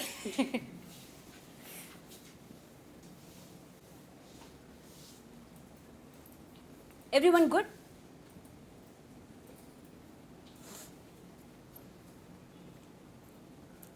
I know I'm going fast, but it's mostly in interest of time. So if you do have pressing questions, don't hesitate to stop me at any point. I'm anyway most likely not going to complete it. So feel free to stop me. I'll still pass along all the materials, so you'll have the benefit of that.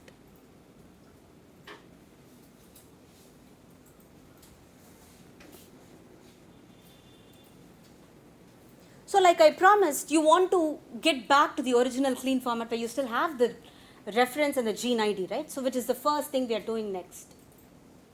You're getting your gene counts. You're taking out only the gene ID. And then you're binding it with the log CPM that you just computed above. So now you're putting it back together. You've hopefully not done arrange or anything else in between. You don't want to change the order. Only then it's going to correspond one to one.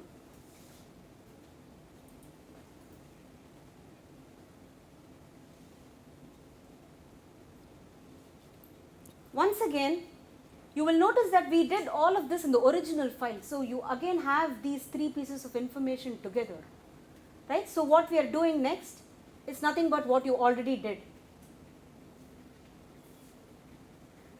which is you're separating after the first and the second function, and then with the underscore, and then you're back to having those three columns. That's what you're doing here. I'm not going to repeat it because you've done it enough number of times now.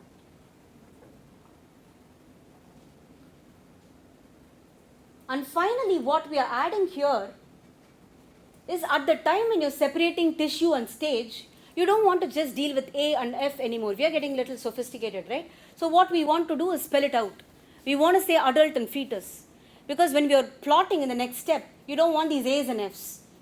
You want them to say adult and fetus. So what you're saying is, if stage is A, you call it adult, otherwise you call it fetus. And this is again the flexibility of your different tidyverse functions. You can add any loop, any function, any parameter into it to do exactly what you want it to do. What if there are three conditions? Else if, else if, and then finally whatever is left, you can just use else. Or there is also a switch case equivalent in R. I don't remember it off the top of my head now, but there is one for that. So if you exactly know, look for this case and replace it with that, you can use that function as well. That will be a user defined.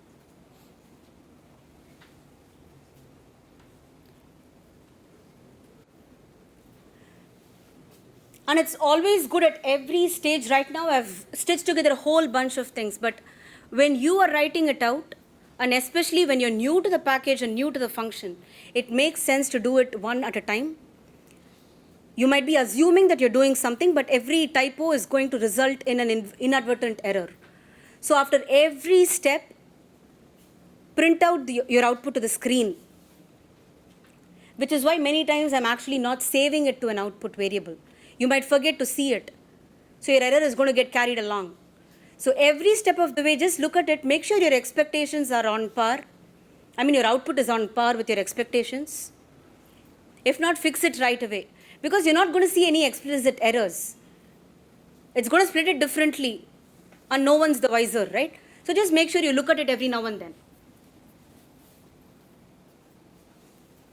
So again, head is like with Unix. You just look at the top few rows. You can specify how many rows you want to see. And if you want to see it in a GUI-based thing, you use the view. That's what we are doing here. And finally, we come to the data visualization part, which is the fun part, where you can make these colorful plots with ggplot. This looks complicated, but don't worry about it. This is just to say that I'm taking now my gene log CPM with all the cleaned up stuff where I've separated the columns, I have my gene ID, I have my normalized values, I have everything. Now I want to plot it. And actually, I'm not even going to the cleaned up one. I'm looking at the whole sample. Never mind. Okay, so I'm taking this gene log CPM and I'm plotting my different samples, the log CPM of these different samples, and seeing how the distribution is across these samples. Now, right away, we see that lung, for instance, has many highly expressed genes when compared to these other samples. Now, you could have also figured this out from your table, but it's always much easier when you have something visual to play around with, which is where ggplot comes into the picture. Now, I'll tell you how to make these ggplots.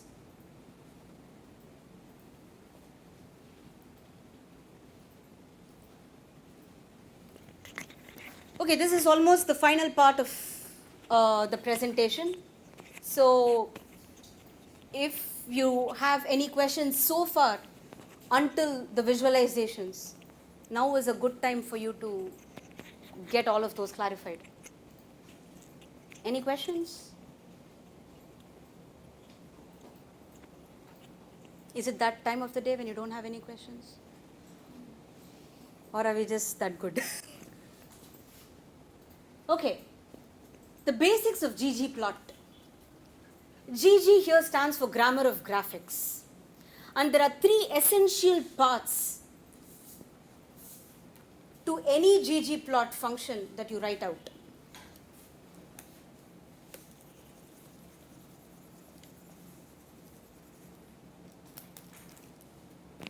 So the very first thing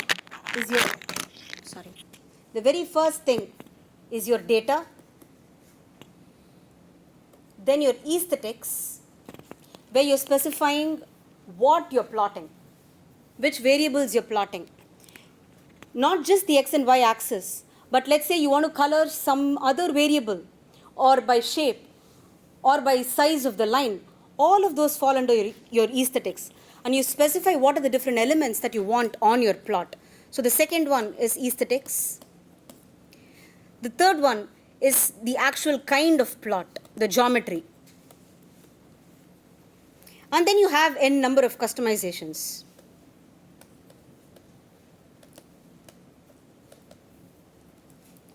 So when you are writing up even a simple ggplot function, it's almost essential and paramount for you and for anyone else who's ever going to read your code to very clearly see what are these three different elements.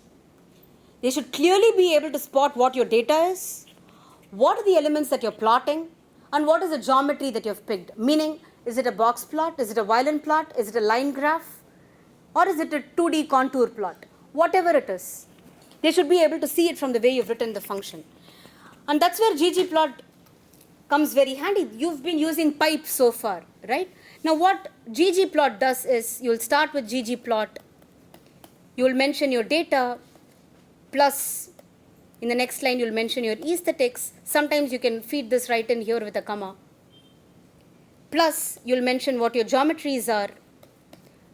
Plus if you want to rescale it with log, if you want to make a black and white plot, if you want to change the legend, plus, you add any number of layers and you can customize it any number of ways you want. There might be a slightly steep learning curve if you have never programmatically created plots, but I'm telling you it's totally worth it. Once I started making plots with ggplot, I never ever went back to any other software. So for the past 4 years, every single plot of mine, even if it's just a scatter plot, I've not moved out of ggplot. That's how beautiful those plots are. Now let's look at some examples based on the different analysis that we did so far.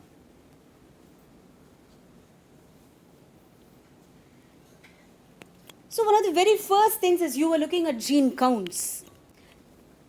So then naturally what comes to mind is if I were to make a bar plot of it, how would it look and how would it look across chromosomes? So I said the first element that your ggplot is expecting is your data, and that's exactly where you're starting with. You're starting with your gene location data. And automatically because of your pipe, it goes and sits as the first argument for your ggplot. And I mentioned that aesthetic can either be a separate line or it can go in as part of the first line. Here we are adding it as part of the first line. And we are saying we are only bothered about what the one variable is because you're looking at the counts, right? So this is similar to the n function that I showed, which counts the number of entries for whichever variable that you're specifying. I just say I'm interested in the chromosome and the counts for the chromosome. So what am I getting? I just have my entire data set. Right away, just by making a quick bar plot, I'm able to see which is the chromosome that's carrying the most and the least number of genes. What's the approximate distribution of this? And geom underscore bar is just to say that I want a bar plot here. And especially if you have the latest version of RStudio on R, you have autocomplete. So if you don't remember what exactly it is, you could either use the question mark or the tidyverse help page, or you can just say geom underscore and just say tab. It will show you what are the different options you can pick from. And also even within the function, if you don't remember the name of the variable, once you go into those tidyverse functions, it automatically knows what the function is expecting. So if you say tab within that, it will automatically pull up the list of variables. Or if you have called a particular parameter, it will pick up those ones as options when you say tab. So autocomplete is very useful, especially within tidyverse. Do you want to try your first ever ggplot now? Assuming you've not made it, otherwise you're how many ever plot? I'll just give you 1 minute, 30 seconds.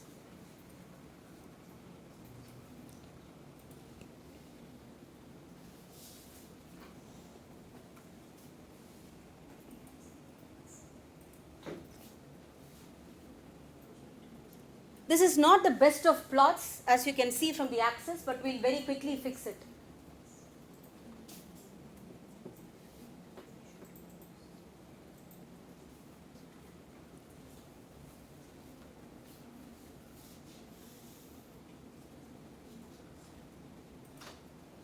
Everyone here has a plot? On your computer, in your head, somewhere? No, I just wanted to know if they have some sort of a plot.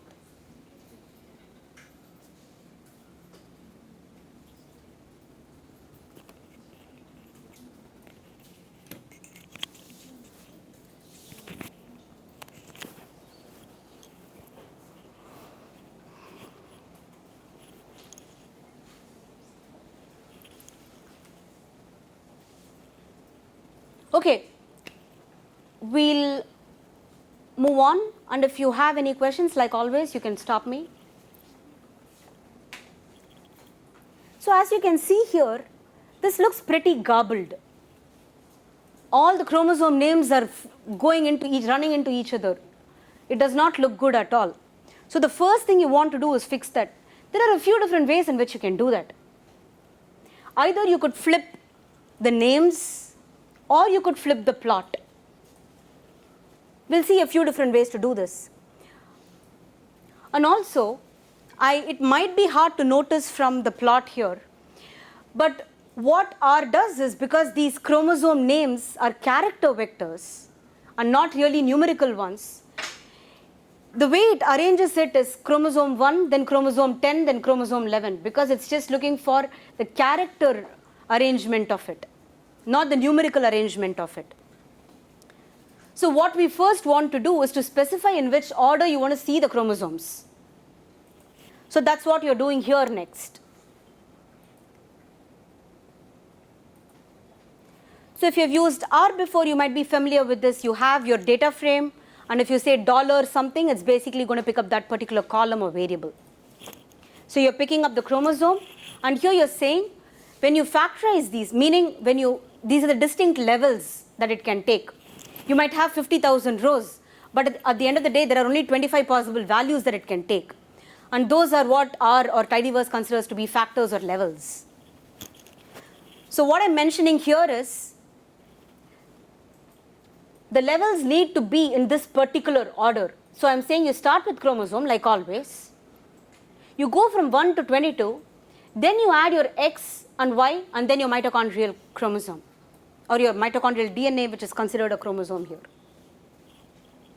So I'm specifying the order here explicitly, so that now if I say chromosome plot, it's going to plot it 1 to 22 and then your X, Y and M. So this is the first fix that we want to make, to have it in a logical order that makes sense.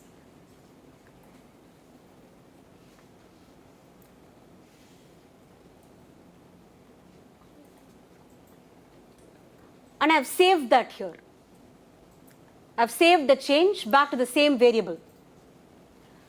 So now when I do the exact same thing that I did before and plot it, I've saved it to a plot name. You see that they're all ordered very nicely. So it was just a simple fix. You didn't have to manually do anything. Right? The next thing is, it's more intuitive to look at it this way. First, because it's more readable, it's much cleaner, and you've not yet sorted, but still it's much easier to see. So what you've done here is, instead of typing this whole thing again and again and again, what I've done is the very first plot, which is the basic plot. I'm going to now add manipulations or change this plot in many different ways, but it's always the same basic plot. So I'm first saving that to a variable and just adding these plus different elements and customizations to the original plot. So I'm just saving my time and energy by writing it out each time. So that's what I'm doing here. First, I save it to plot chromosome number of genes. And then the next time, instead of typing the whole ggplot plus aesthetic plus this plus that, I'm just using this, and all of that is implied. It has the whole plot variable here. What I'm doing next is just flipping the coordinates. That's what coord flip does. And one other thing to notice is the default in ggplot is a gray background. Sometimes it works, sometimes it doesn't. In this case, we have a very simple plot. We just have a unicolor plot. There's no reason why you need a background. So I'm just saying theme minimal. So it keeps it simple. It removes all the gray background and cleans it up. So you just have a simple plot now.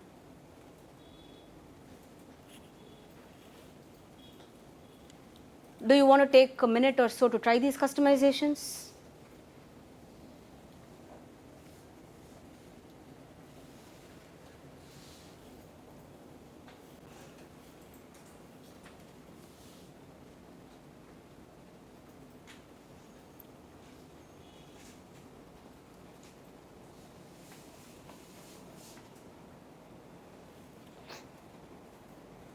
Actually, you can look at the next one too and then try the customizations. What we are doing next is basically adding labels. You're naming your plot, you're adding an x-axis label, a y-axis label. That's what you're doing here. So every time a code snippet looks complicated, especially in this file that I've shared with you, just go above and see what's that one line that has been added and see what difference that one line is making. That will make a lot more sense than trying to interpret 10 lines of code. Because very often we're only changing one element or two elements. And if you only change those, it will be very clear to you what is changing in your plot. So before, like earlier when you truncated before each pipe, here you can copy just before every plus and plot to see what are the different layers. Now if you said just ggplot, you'll just get a blank screen. Then if you add your axes, then your axes are going to show up. Then if you add a geometry, only then you'll have a plot. And you'll see all of that beautifully panning out when you add it layer by layer. So it'll be a fun way for you to try out. Instead, if it was just one nested function, it's very hard for you to deconvolute it.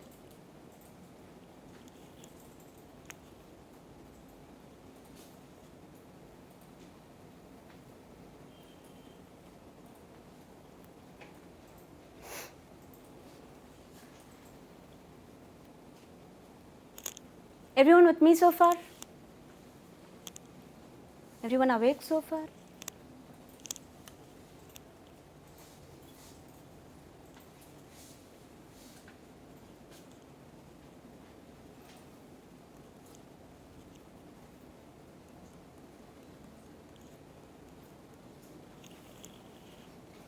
Okay, I'll move on.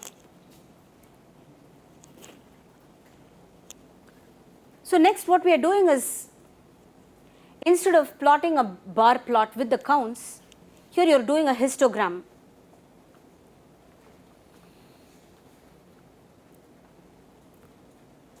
And here the histogram is with the length. You are looking at the length distribution, or rather the gene size distribution across all chromosomes. And because you have a very, very wide range, and if you I have added this one line here that you didn't see earlier on, which is use a log scale for my x-axis. It's just a simple scaling variable, but you can try it without the scale and see how your plot shows up. You will see that most part of your plot is empty and all of these are going to be clustered in one place. So immediately it says you might have to rescale it, and that's what we have done here. I just didn't show you the intermediate of that other plot. And again we've used theme minimal, and the difference is instead of geom bar, I've used geom histogram.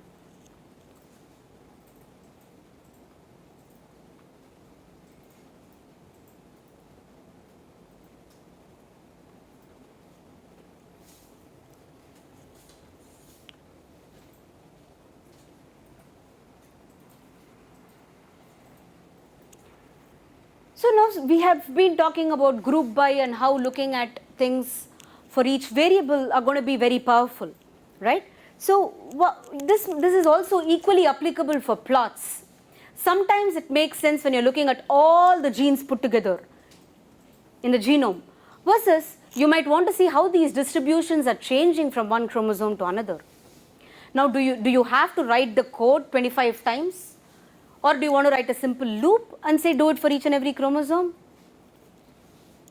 Or you just add one line here saying facet wrap and for each chromosome, and you'll get this beautiful plot here where it makes a histogram for each and every chromosome. It's just again one line of code that you've added.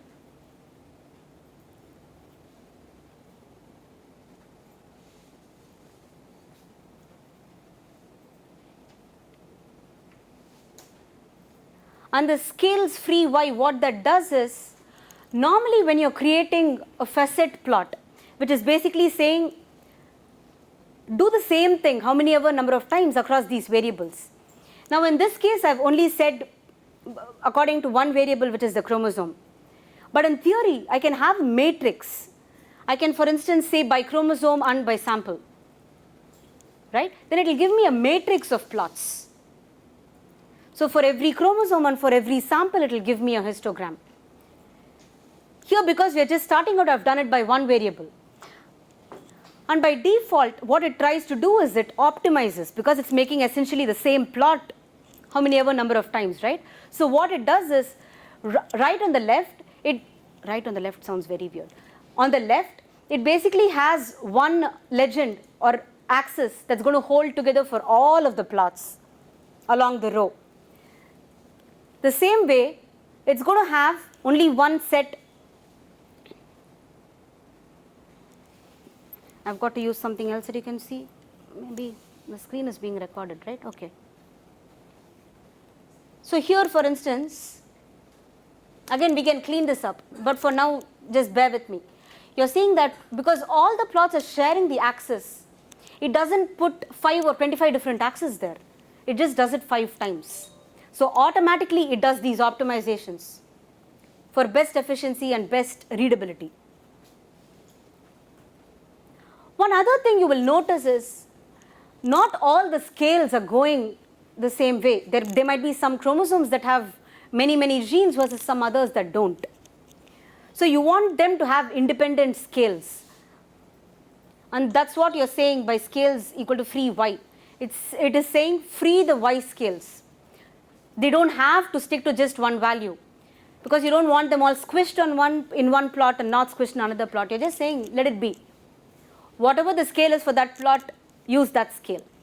So that's what the free scale Y is, scale free Y is.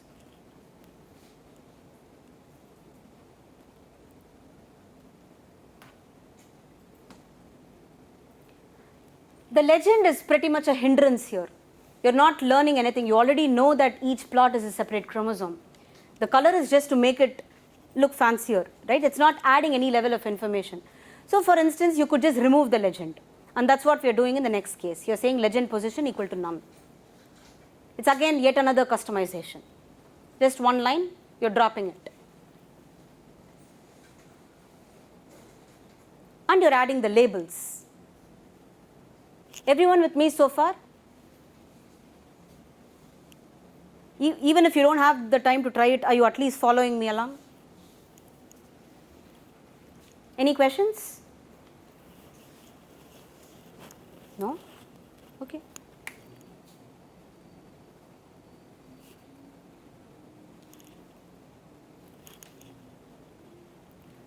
So I'll just show you some quick examples here. We don't have to go into the detail, but the code will be shared with you. I mean, it's already there in the HTML, but I'll also share the R Markdown file with you later on. But this is just to say there are different kinds of plots, but the basic idea in ggplot is the same. You start with your data, your aesthetics, your geometry, and then you do any number of customizations. If you go to the ggplot page, till date, if I have to make a plot, especially a complicated plot, I have to open the tidyverse ggplot page. So there's no shame in Googling all the time. You'll only remember it with practice. So don't feel disheartened if you don't remember it from the first time to the second. It's bound to happen. But you keep doing it and then eventually it will be second nature. And hopefully in the meantime it will also be fun. So here what we're doing is we're using geom point to draw a simple scatter plot.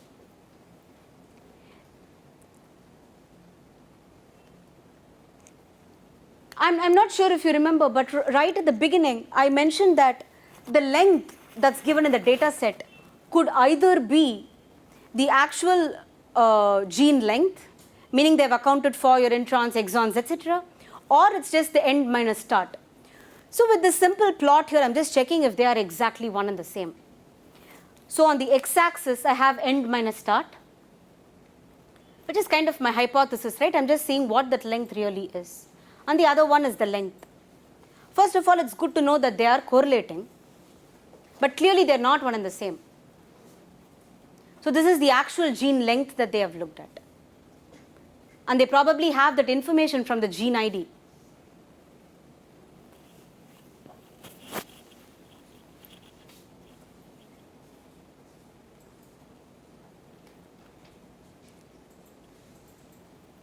Again, this plot is good. Yes, you're seeing the correlation and you kind of have the information that you set out to look for, but most of the plot is empty.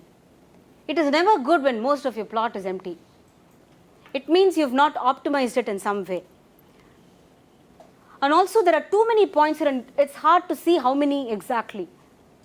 Right? So the first thing you can do is to add transparency, which is what alpha is. You reduce the size, you make it gray, you increase the transparency, so now it's the exact same plot, but you can see it slightly better. So these are again some simple customizations that you can add instead of just having black and white plots, especially when you have a crowded data set like this. And to address the fact that all your data was squished to the bottom left, we are going to rescale it and see if that helps. The simplest rescaling we are going to do is use the log scale to see if that fixes any issue, and it does.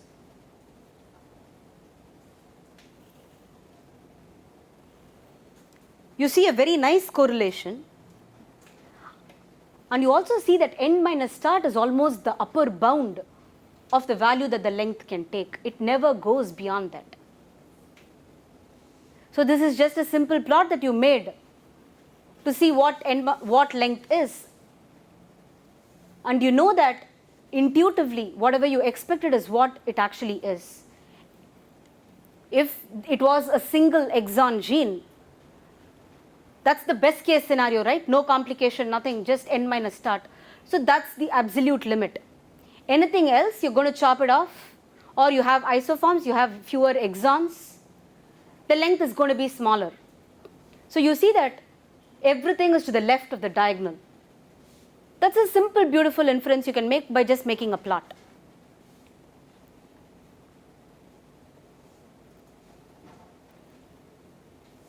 And here you're just adding some lines to visually guide where you are in the plot. You can add horizontal markers, you can add horizontal ones, vertical ones, and anything based on your slope. Here we started with a hypothesis that your slope is going to be 1, so that's the line that we have plotted, and it actually does match. That is indeed the maximum. Okay? You're at least with me on the intuition, if not the syntax, of why you may do it one day? Okay, next. Right. So I said grouping by chromosomes or grouping by variables is going to be very helpful. So here I have some examples of how I'm grouping by chromosomes, and I'm plotting the summarized data. Now you will see that there are far fewer points. You only have 25 points here essentially, because I'm only plotting the mean length of your genes.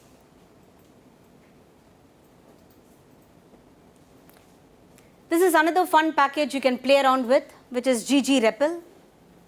What it does is, when you have these labels one on top of the other, it basically scatters them to make it more easily readable. Okay, I'm going to go to one final thing.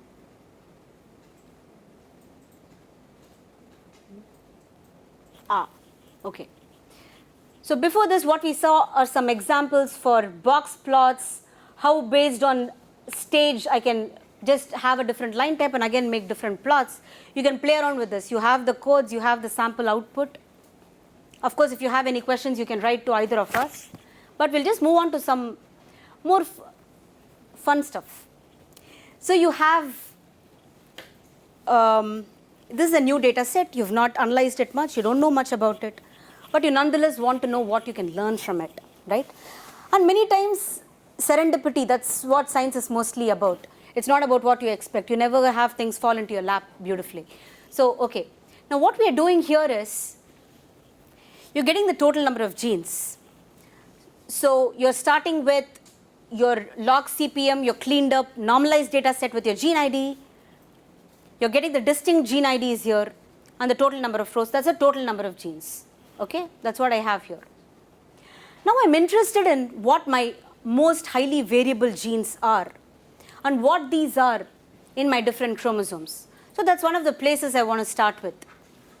So what I'm doing here is, first I'm grouping by gene ID, and then I'm summarizing the interquartile range, which is in the box plot. That range is basically telling how variable my data is. Wider my box plot, the more variable that gene expression distribution is. So that's kind of the approximate benchmark that I'm going to be using here. And that's the IQR, which is the interquartile range. And once I look at, I'm looking for highly expressed genes, right? So what I want to do is to first calculate this interquartile range, and then I want to sort it, and top underscore n is again an inbuilt function, and I'm specifying I want the top 5% of the genes, which is to say the most variable genes in the genome.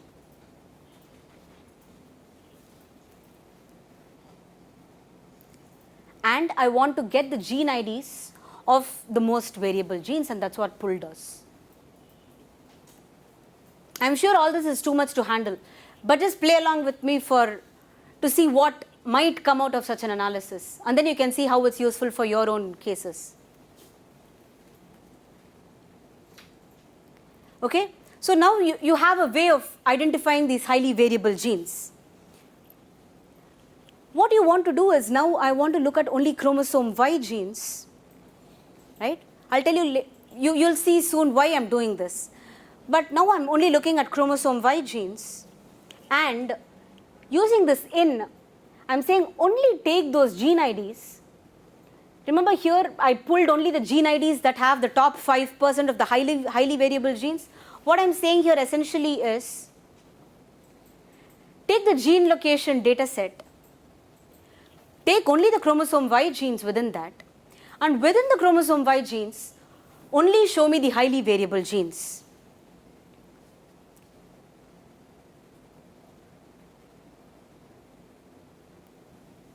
And then I go back to my log CPM file with the newfound information that I have about which are the highly variable genes within chromosome Y, and I'm saying get me the gene counts, or the normalized gene counts of only these highly variable genes.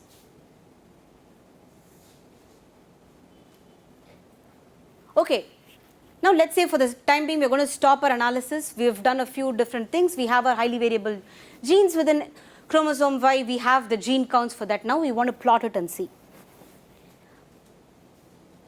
We do the exact same things above. I'm taking the highly variable chromosome Y genes, and then I'm passing that with pipe operator into ggplot. I'm ordering it by sample.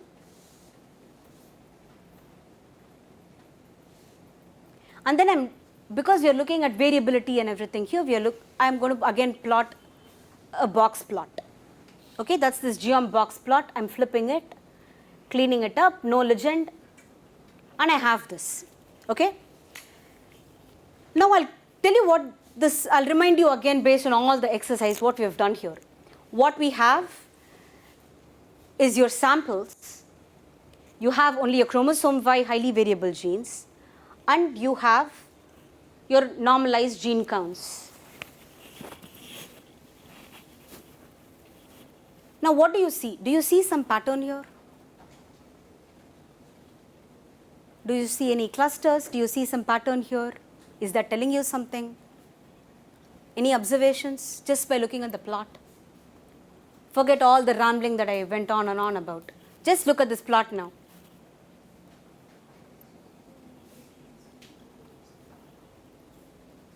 So right away, one of the things we notice is there are quite a few samples where you have genes, the gene counts very close to 0, whereas the other ones are very high. What could this be suggestive of?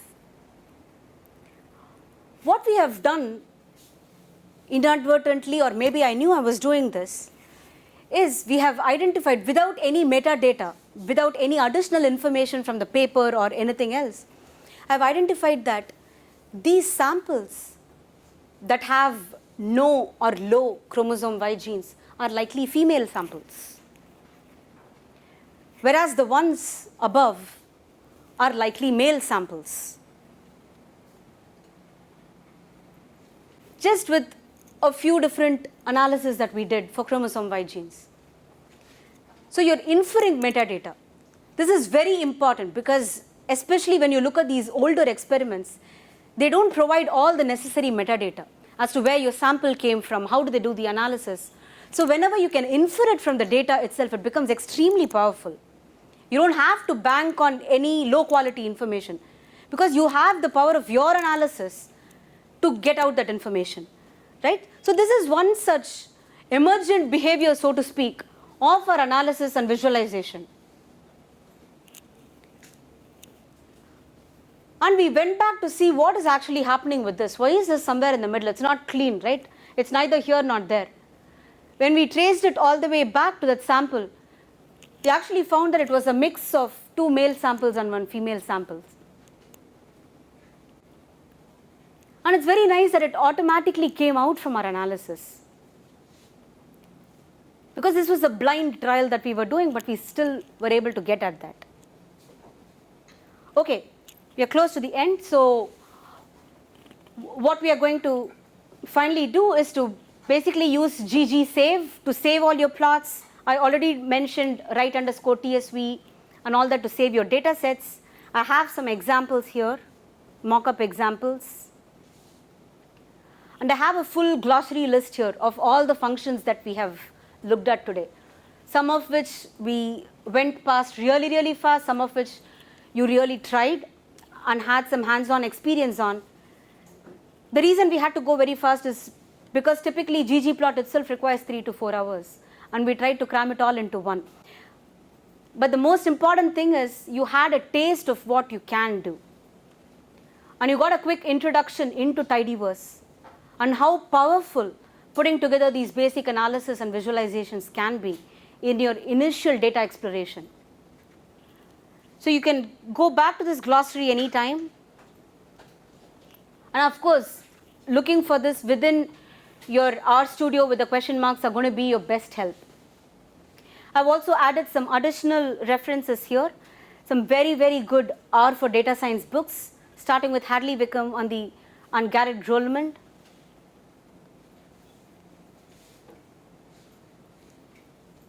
And as long as you have Google and Stack Overflow on your side, I think you'll be able to figure out most of tidyverse. It's very well documented, and the R open source community is extremely helpful. So if you don't already have solutions there, many times if there's a package writer who has put it up on GitHub, you can raise an issue there and they'll get to it right away. There is no ego battle, there's nothing. You say, I tried this, there's no solution anywhere. I broke my head over it, I don't know what to do. But you post a sample code without asking an open question, saying, I tried this, what else can I do? And almost certainly within 24 to 48 hours, someone will help you with the solution. So I hope you all make use of the amazing R open source community, R Ladies Chennai meetups, whenever you can get to them. They meet, I think, once a month or once in a couple of months. And these are all free meetings. So you can just follow them on meetup.com. R Ladies-Chennai, just look it up, R Ladies Chennai. And once you sign up on Meetup, you'll be intimated of any upcoming meetings and what the topics of discussion are going to be. The meetings are open to everyone, not just women and gender minorities. So finally, I would like to thank R Ladies East Lansing, which is my chapter, because a lot of feedback from the audience helped me develop the material. And R Ladies Chennai Praveena, who's here to help you with this, and you can reach out to her because she's going to have these regular meetups. And Arjun Krishnan, and all the help with the genomic dataset and the analysis that they did with tidyverse as well. And if you have any questions, don't hesitate to reach out to either Praveena or me. Thank you so much, Praveena and Arjun, and thank you so much, all of you, for listening to us.